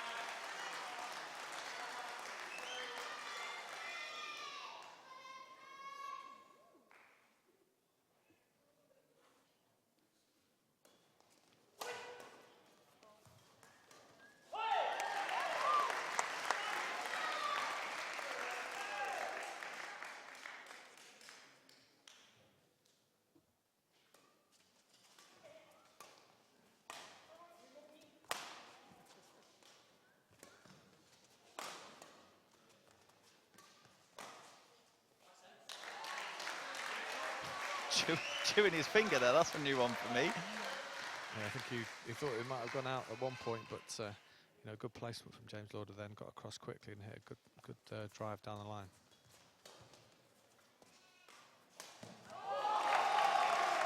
Gordon Thompson stepping in at the net there and putting that right into Catherine Grant. Yeah, read that one well there. James Lauder telegraphed a little bit that he was going to play soft to the net.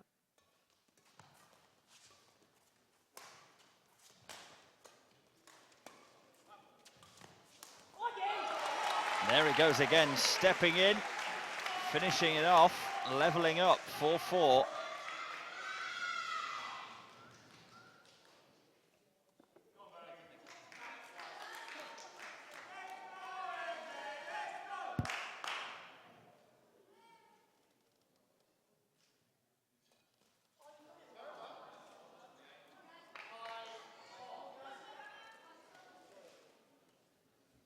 Bit of a chance for Birmingham there that yeah, momentum was again swinging towards MK, but you know, managed to wrestle it back and then got a power play chance. Yeah, here's the chance to swing the momentum firmly back in their favour, Birmingham Lions. The AJ Bell power play, worth 2 points if they win this.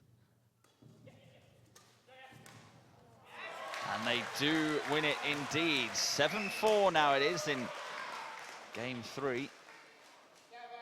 Just a couple of points away from getting themselves right back in this match.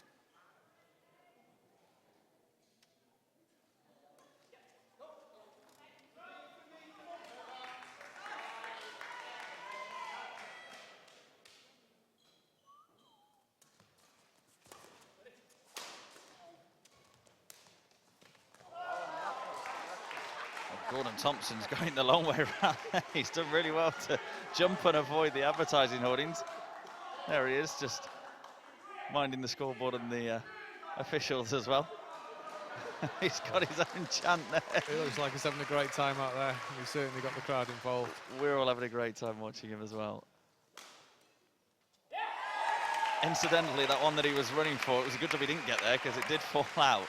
7-7 now.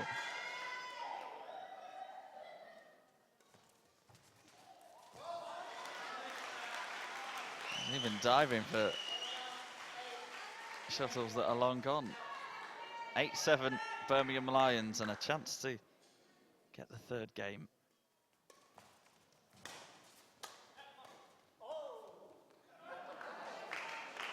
A bit of a as he hopped over that one and let it drop long. 8-8, it's game point to both teams. The first time we've seen this in this match night here in Milton Keynes. And it's just about caught the line from James Lauder. So Birmingham Lions do take the third game by the narrowest of margins, but this is brilliant entertainment. In fairness to the Birmingham pair, quite often when you've got a guy on the other side of the net who's bringing the crowd involved and, you know, and clearly being a bit of a character, then it's quite easy to lose your concentration and just to get lost in the game. But they hung in well there, and they kept to their game plan, and it proved to be successful. So, you know, if they can maintain that, then they're still in with a chance in this game. Yeah, and they showed good use of the power play as well to just about get enough points on the board.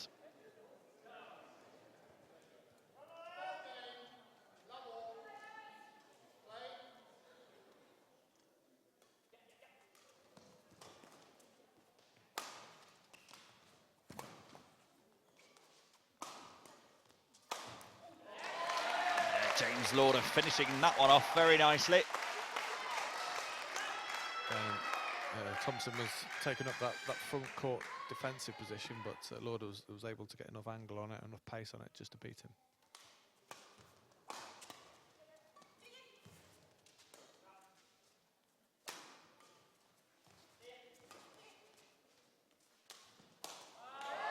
Yeah, Gordon Thompson again reading exactly what James Lauder's going to do.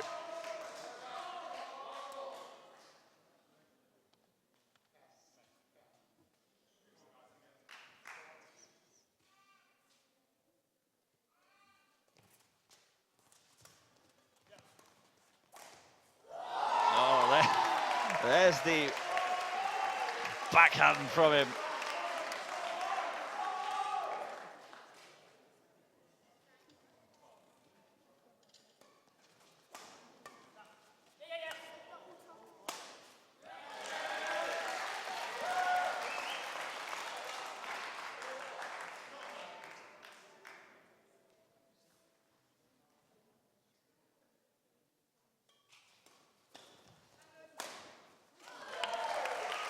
Big smash down the line as well. He's got everything in his locker. Yes, even when he plays more conventionally, then he's still really effective. So, I think just sometimes he sort of gets lost a little bit in what trick shots he can play and how he can entertain. Whereas when he goes about his business, he's lethal.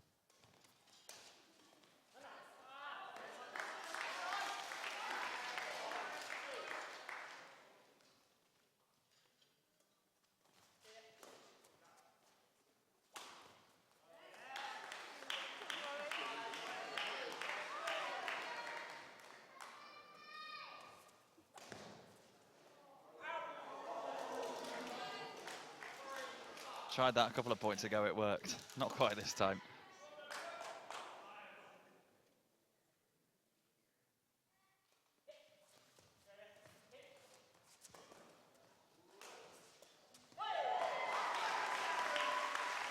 Again, good use of variation there.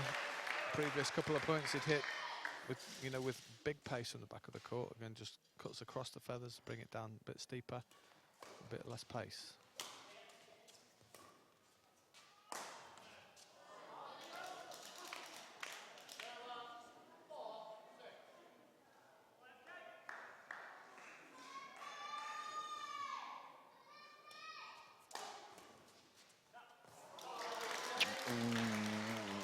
Sophie Sankey's face said it all there. MK Badminton calling a timeout here as Birmingham Lions close the gap to just a single point. Yeah, it's evenly poised, this game. I think this one could go either way.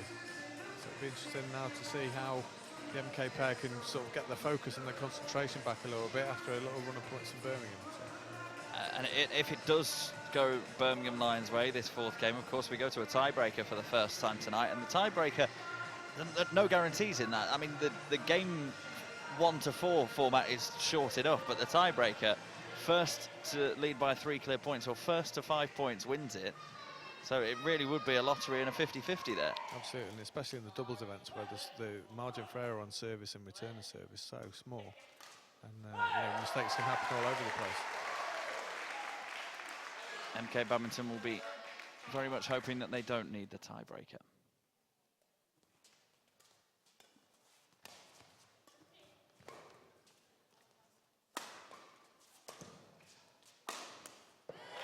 And Gordon Thompson puts it down from the back of the court to give them match point, 8-5.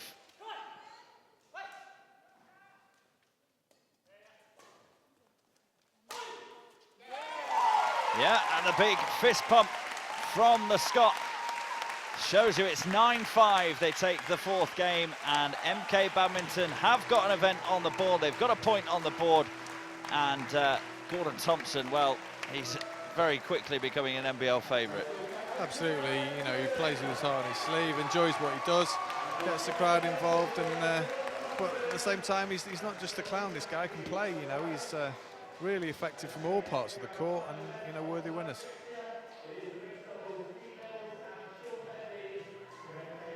So that makes this fixture MK Badminton 1, Birmingham Lions 3. One more point to play for tonight here at the Oak Grove Leisure Centre. Last but not least on court tonight, Peter Mills and Sean Vendy of MK Badminton against Gary Fox and Koen Ridder of Birmingham Lions. If you were looking through the order of play earlier this evening thinking there's one more than the other that you can't quite call, it would probably have been this one. We'd like to be in this position at 2-2. The fact of the matter is we're not, but MK Badminton would think this a reasonable night if they could take away 2 points from it. Absolutely right. I mean, this one is tight. I mean, 4 really good players on court, all men's doubles specialists. So this really could go either way. I think on balance, the fact that Pete Mills and Sean Vendy are playing full time, they're training full time at the National Centre at the moment, probably gives them the nod. But certainly Gary Fox and Koen Ridder have been really good exponents of NBL men's doubles over the last season and a bit. So, you know, are very experienced in this event. They play well together. They're used to playing with each other, and always, you know, playing against 2 left-handed guys is a bit of a challenge at the best of times. Just makes it a little bit more interesting, doesn't it? Yeah, Ridder and Fox are 50-50 in their AJ Bell NBL record as a pair. 3 wins from 6. So they'll be hoping to make sure that that record is bettered rather than worsened this evening. Peter Mills, in contrast, has lost his last 4 NBL events in a row, so he's got a bit of a rut to stop himself. I think if you look back at the results, then, you know, they may have gone down as defeats, but quite a few of those games would have been tiebreakers and, you know, gone all the way. And I think in the NBL, one of the big successes has been the men's doubles, because the games have all been competitive. They've been exciting and real good adverts for men's doubles and the level of men's doubles in this country.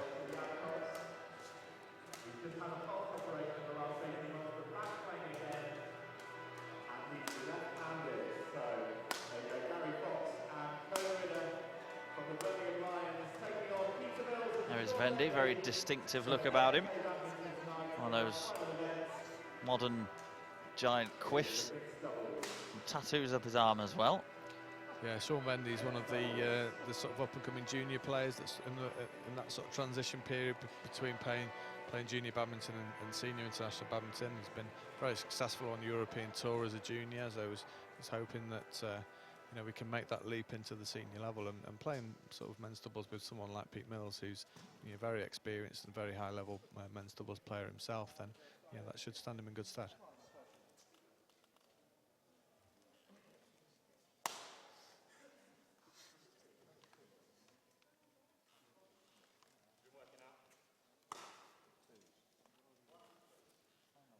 Again, I think we're just having a bit of a question about the speed of the shuttle here, which is why there's a brief delay. This is a new tube, guys.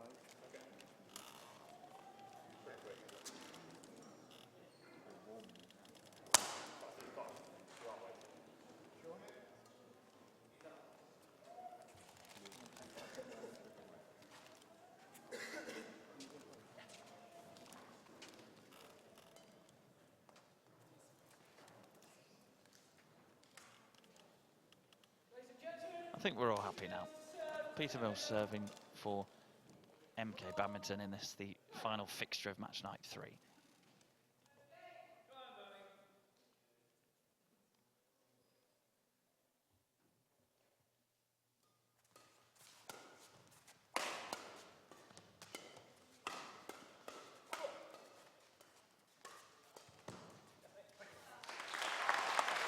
And that, for a first point, shows you what you can expect from men's doubles, fast and furious. Absolutely, sort of controlled. Normally the first few valleys within NBL men's doubles are a bit tight and a few errors and a bit close to the net, but that was a great start.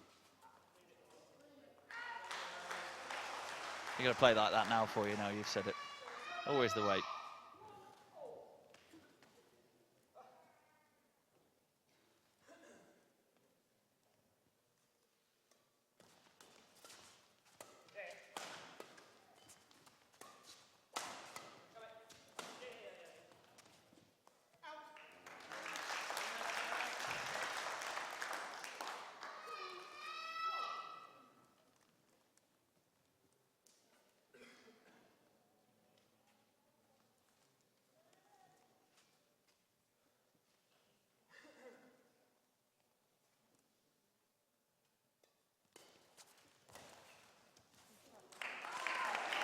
It's a nice deceptive return of serve from Sean Vendy there. Looked like he was going to play deep into the backhand corner, but then just pulled at the last moment and went cross court. Really good shot.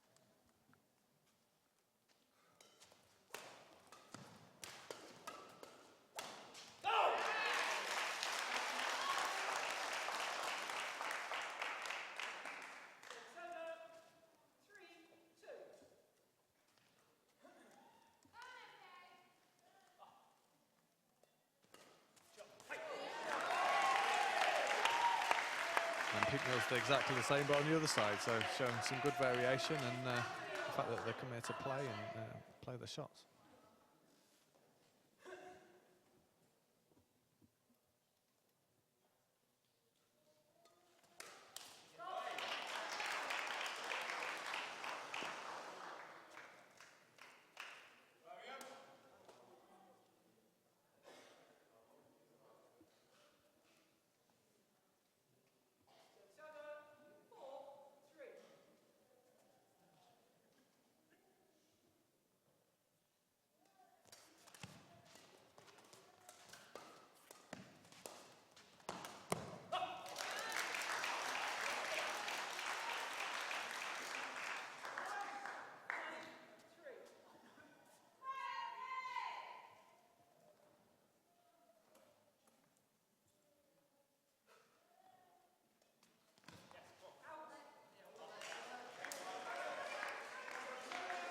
Well left from Pete Mills there. They're the hardest ones to leave here because you've got such a short amount of time to make that call as to whether it's going to be short or a legal serve. So he did well there to get out of the way. And he'd already stepped in, and we've seen their service returns been very strong so far. Always a temptation to take it on anyway.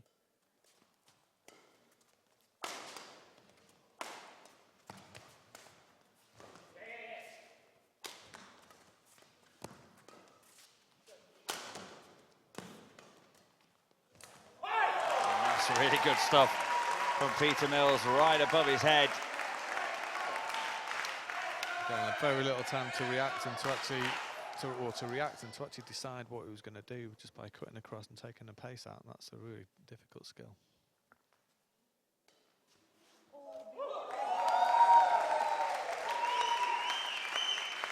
I think a couple of points ago, Kuhnwida had a word with the umpire about Sean Vendy's serve. So. I think he was questioning that one again as well now. Gordon Thompson just coming to our commentary position there and asking us if we enjoyed that performance. We certainly did.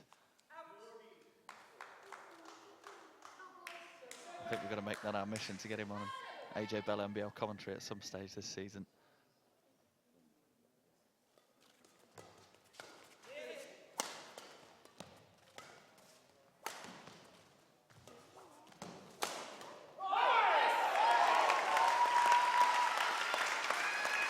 Big cheers will tell you that MK Badminton have forced a game point here in this first game of the men's doubles, 8-6.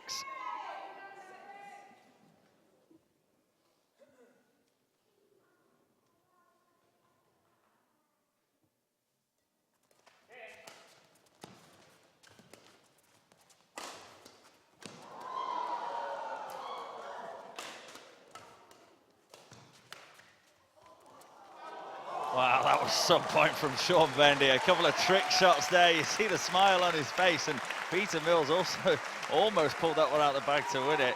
That would have been a great way to take the first set, but you know, good composure from the Birmingham guys. You know, when shots like that are flying in, it's quite easy just to make the simple error, but they managed to keep the pressure on and ultimately took the point. I think Sean and Peter might have been watching too much of Mr. Thompson.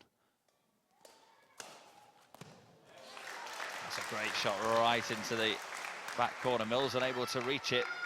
Here we go then, 8-8. Game point to both pairs.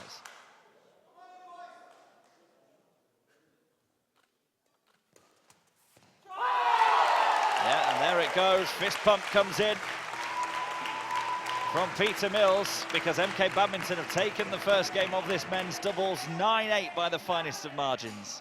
Yeah, that return of serve into the corner has proven to be successful for the MK pair in that first game. And I think, you know, on balance, when you look at the way that the MK approached that game, they were a little bit more positive. You know, possibly made a few more errors, but they were actually going for some stuff that a little bit more complex and a bit more high risk. But it certainly paid off in the end.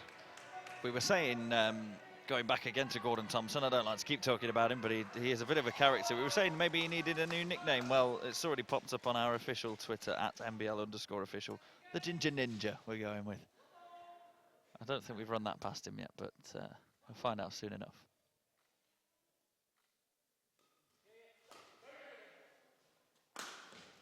But his men's doubles counterparts are doing the business on the court at the moment. 1 game to the good, 1 point to the good here in the second game.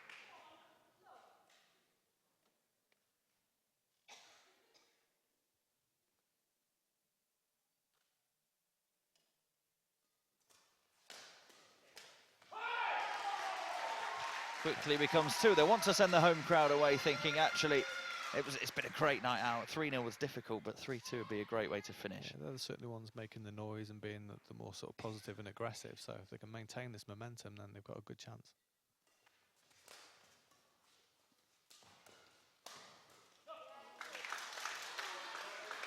Always difficult for an away side when they come and the atmosphere is ramped up a little bit, especially in the last game of the night, just to keep their focus.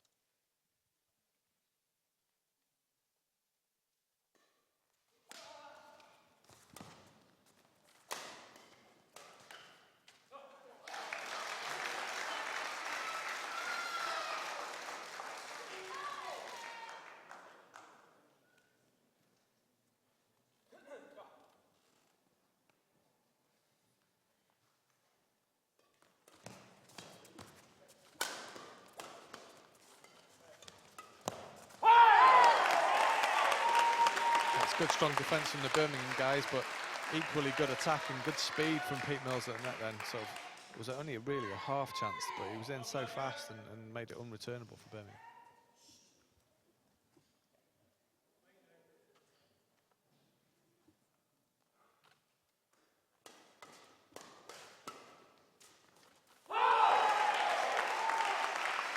Equally good from the back of the court from Peter Mills. Quite often in men's doubles, when the shuttle's been hit so hard most of the time, when just have that little bit of control and that variation and vision of when to play it is a real advantage for a men's doubles player. Not always about the big hitting.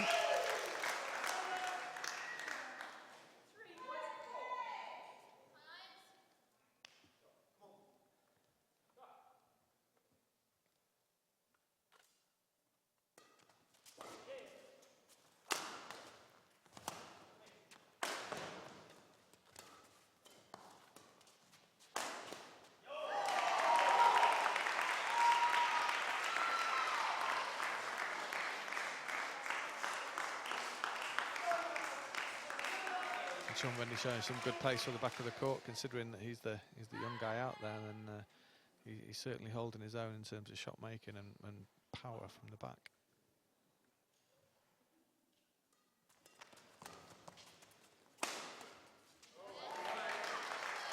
He's not far away from getting that out of his body and straight back over as well, but Birmingham Lions staying in touch here, 4-5.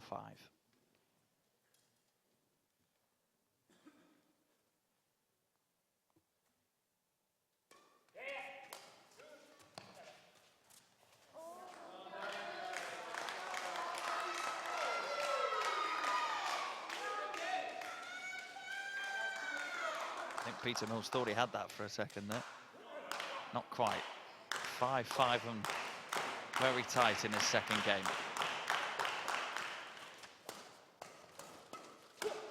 And straight down the middle of two left-handers.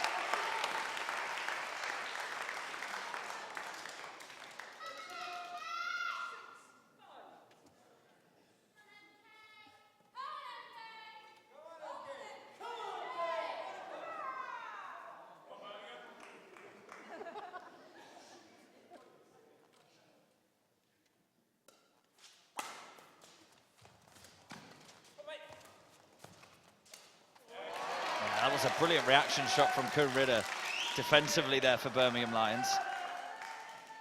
Yeah, just the error from Vendy there was just going for that little complicated underarm slice, which a lot of the players are playing, and especially in this game, but possibly wasn't quite the time to do it.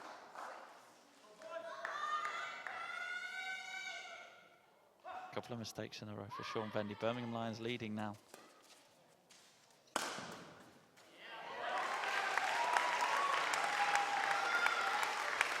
Yeah, it was another big hit from Vendy that was almost throat height at Gary Fox then, and found it quite difficult to control, and it was still a very effective smash.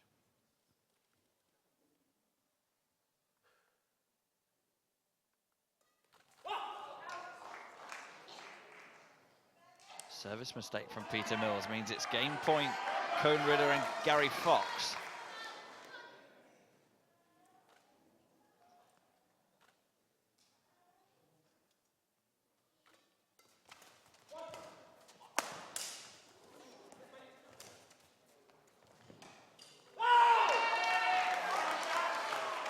And game it is, 9-7, they take it, two close ones. Are you predicting an early tiebreaker? Well, quite possibly. I mean, you know, we said right at the very beginning that this one was going to be almost impossible to call, but you know, and the guys haven't let us down at all. It's, you know, very even. The rallies are very even. It's ebbing and flowing in terms of who's got momentum and who you think is going to take the game. But as we stand at the moment, you know, 1-1 is about right.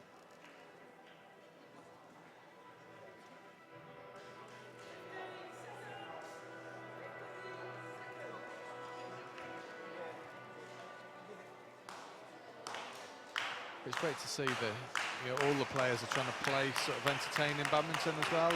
Not just the sort of attritional game of who can hit the shuttle the hardest. They're going for some deceptive shots, some trick shots, and it's great to see. But you know, as a coach sitting on the sidelines, you're thinking, well, you know, at times then you need to be playing those shots at times in the game where you've got a bit of control. But certainly it's great to watch for the fans.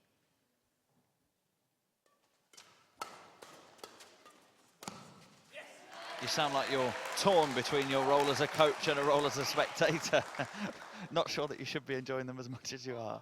I think the entertainment for sitting in this seat at the moment, you know, this game is great to watch.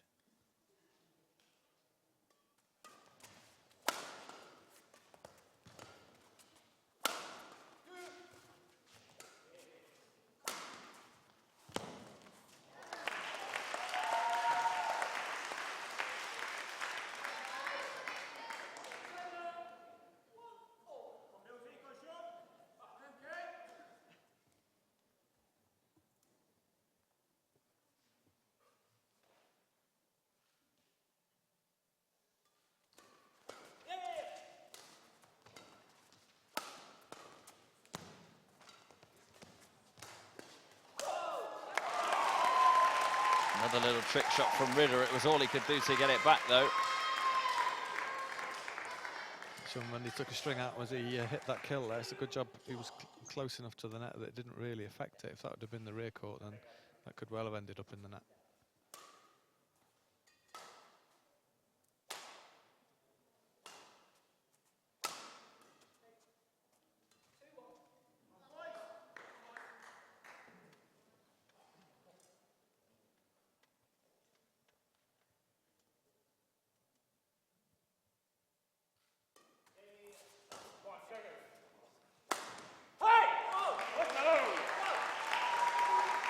Gary Fox looking longingly at the umpire to called out, but it was just about good enough. Yeah, hard for the umpire to overrule that, you know, on the far side of the court, hit with that much pace and, you know, and that angle as well. So good smash from Fendi.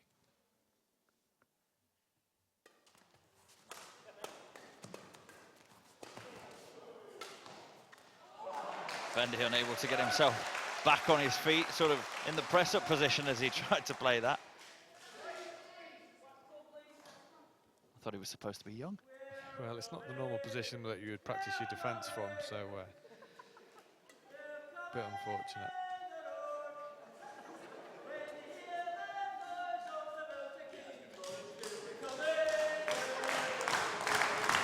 I'll give you 2 guesses who that is leading the song. Gordon Thompson, there he is in your picture. He's got the entire crowd going, he's not even playing. The clarinist behind him is wondering what on earth is going on here. What has she let herself in for?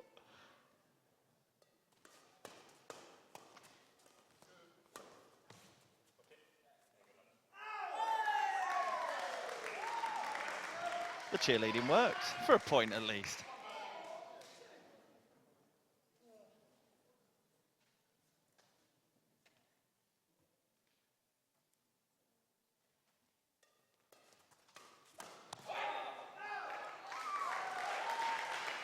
Unlucky, that's well read from Kumida there. He expected that cross-court drive, but just had a little bit too much on it and just pushed it out over the back line.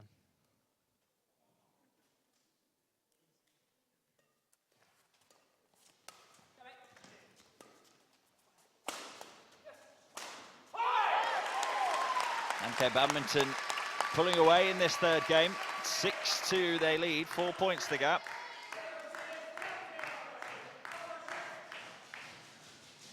When defences are so strong in events like men's doubles, then having that little bit of variation of trajectory and angle that Pete Mills showed then was really effective.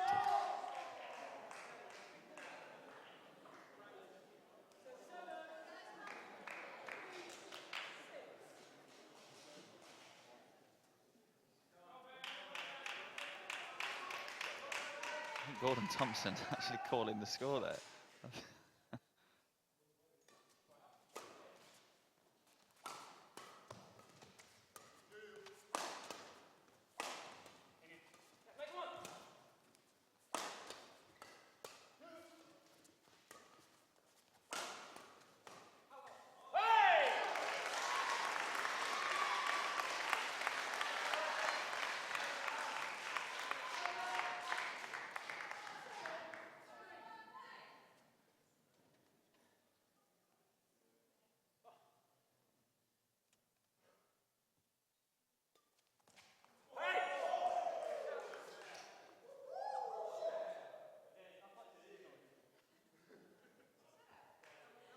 Gary Fox thought the umpire got that in there. She definitely said out. 4-7 is the score. Could see everybody smiling about that one.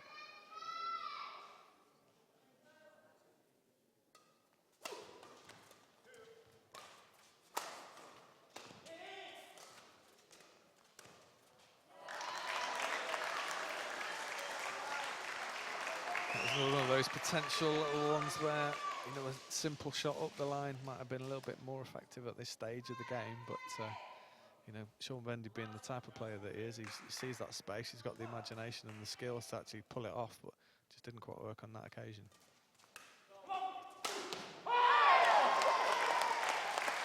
He's got himself a bit of luck in the next point though, and he gives MK Badminton game point, 8-5.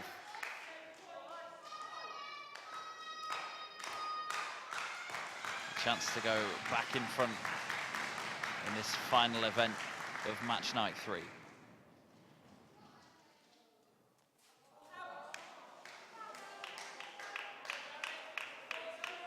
You must hate service errors as a coach.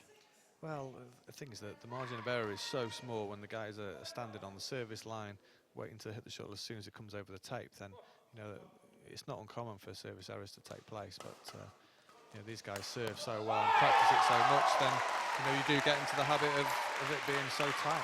And it's all about reacting to the next point. That's exactly what MK Badminton have done. 9-6, they take the third game. Peter Mills and Sean Vendy back in front, and just a game away from hauling this back into a 2-point success. Well, I guess success is the wrong word. They've lost the match night, but 2 points from 3-0 down to bring it back to 3-2 would be a success for them.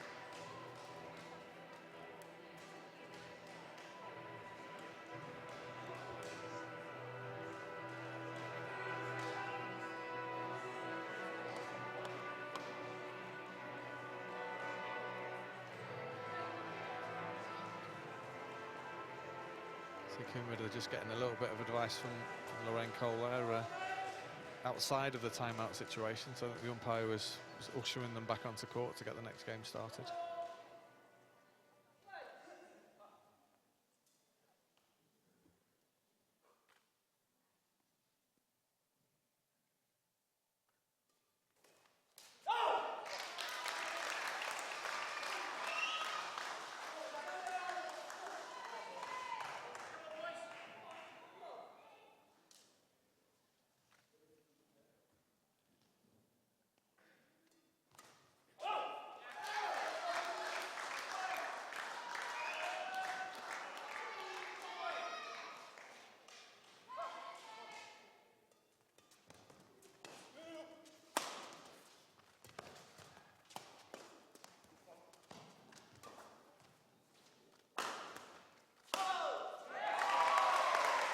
That's good from Vendy.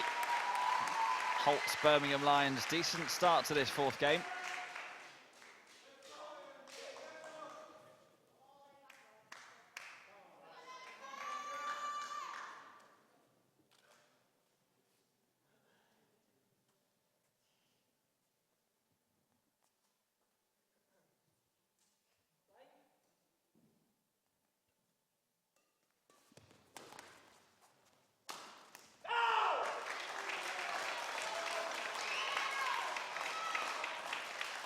Vendy was just caught out by there by Kingwood, had just taken a little bit of pace off his smash, and he'd almost gone through the shot before the shuttle had come.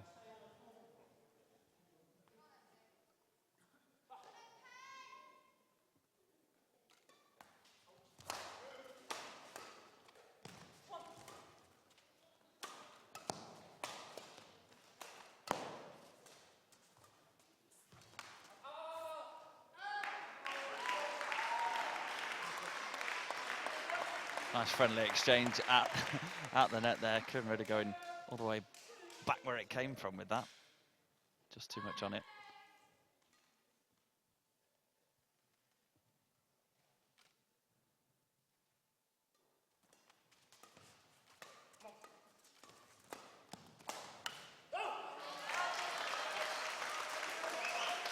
They just keep chipping away. There's a sort of steely determination about this Birmingham Lions pair. Yeah, it's basically it's a solid game with some flashes of flair within it. So they can always revert back to that solidity when things aren't going quite so well for them, and then build from that.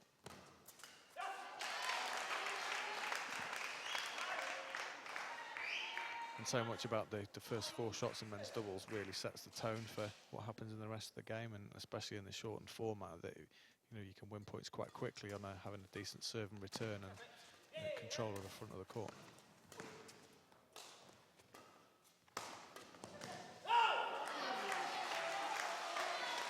Birmingham Lions 6-2 up here,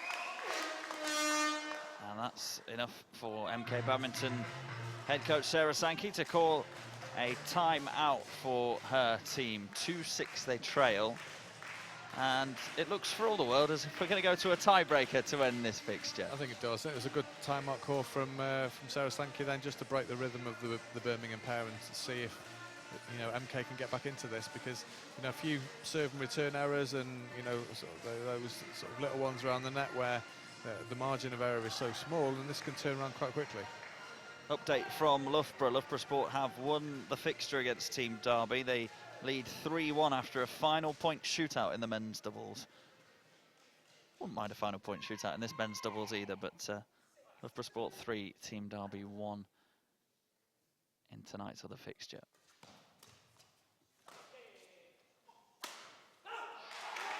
Birmingham Lions win the first point straight out of the MK Badminton timeout.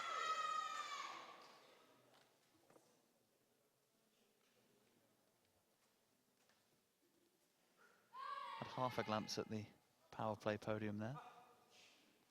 Thought they might use it, they haven't done. And MK Badminton have got a point back on the board, and they're going to play their AJ Bell power play point. That's probably for two reasons. One, because it gives them 2 points to bring them back into this game, but also it stops the Birmingham Lions pair from using it.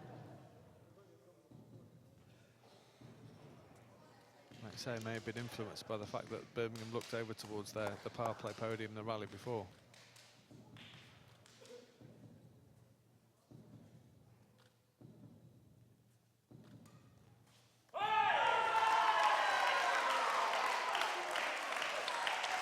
Ace service, 5-7.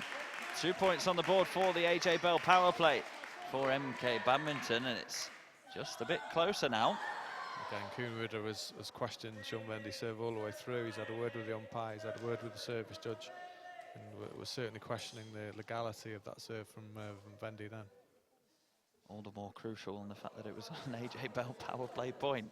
That's exactly why he played that serve. I mean, the idea is that the shuttle has to be hit below the server's waist, and I think he's questioning the fact that it might have been a little bit high, meaning that he could hit the shot a little bit flatter and a bit faster. But the service judge seemed quite happy with it, and it all happened so quickly, it's hard to see.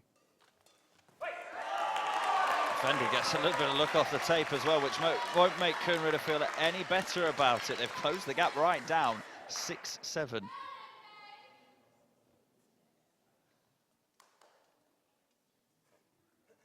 Watch that serve, Sean.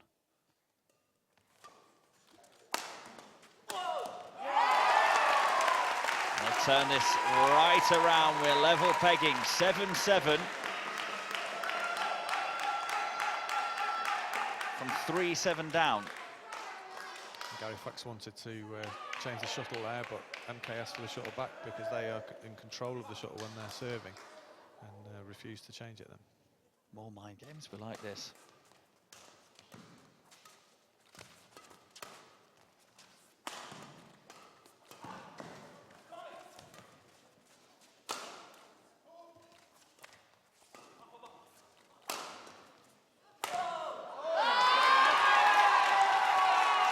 Big point, that one. And big noise from the Birmingham Lions bench, because it's 8-7 in their favour. It's game point to force a tiebreaker.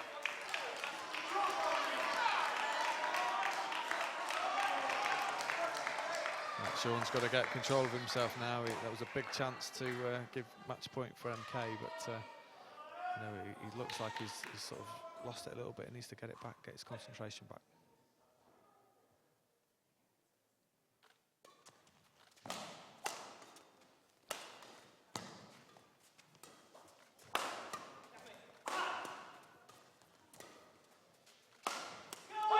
But he does put that one down, Sean Vendy. He makes it 8-8.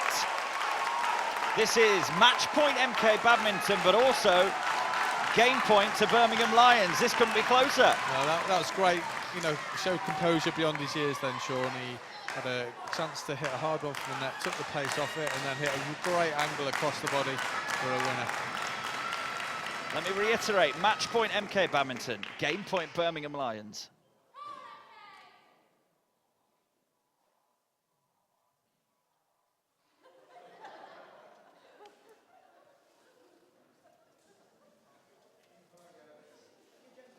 Bit of unrest. A couple of noises coming from the crowd, I think.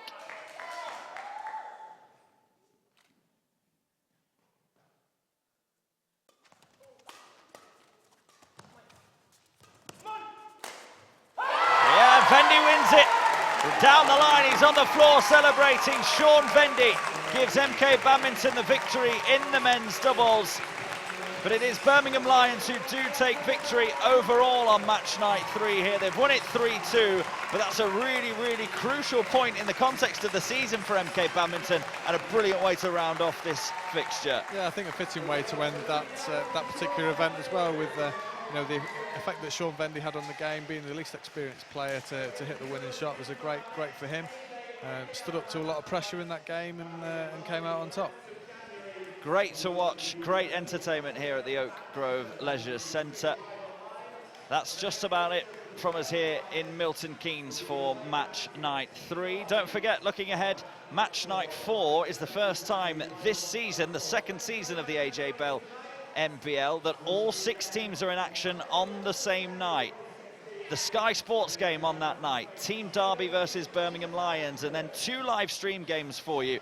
MK Badminton versus University of Nottingham Badminton, and Surrey Smashers versus Loughborough Sports. So plenty to look forward to. That's on Monday, the 11th of January 2016 in the new year, match night 4. Stay in contact with us between now and then. We're on Twitter at @MBL_official. Use the hashtag AJBellMBL in all of your tweets. And of course our website as well, nationalbadmintonleague.co.uk, for lots of reaction to this match night. Still going on in Loughborough. They lead 3-1 over Team Derby. But from myself, Rob Hayes, and Neil Cottrell here at the Oak Grove Leisure Centre, it's finished MK Badminton 2, Birmingham Lions 3.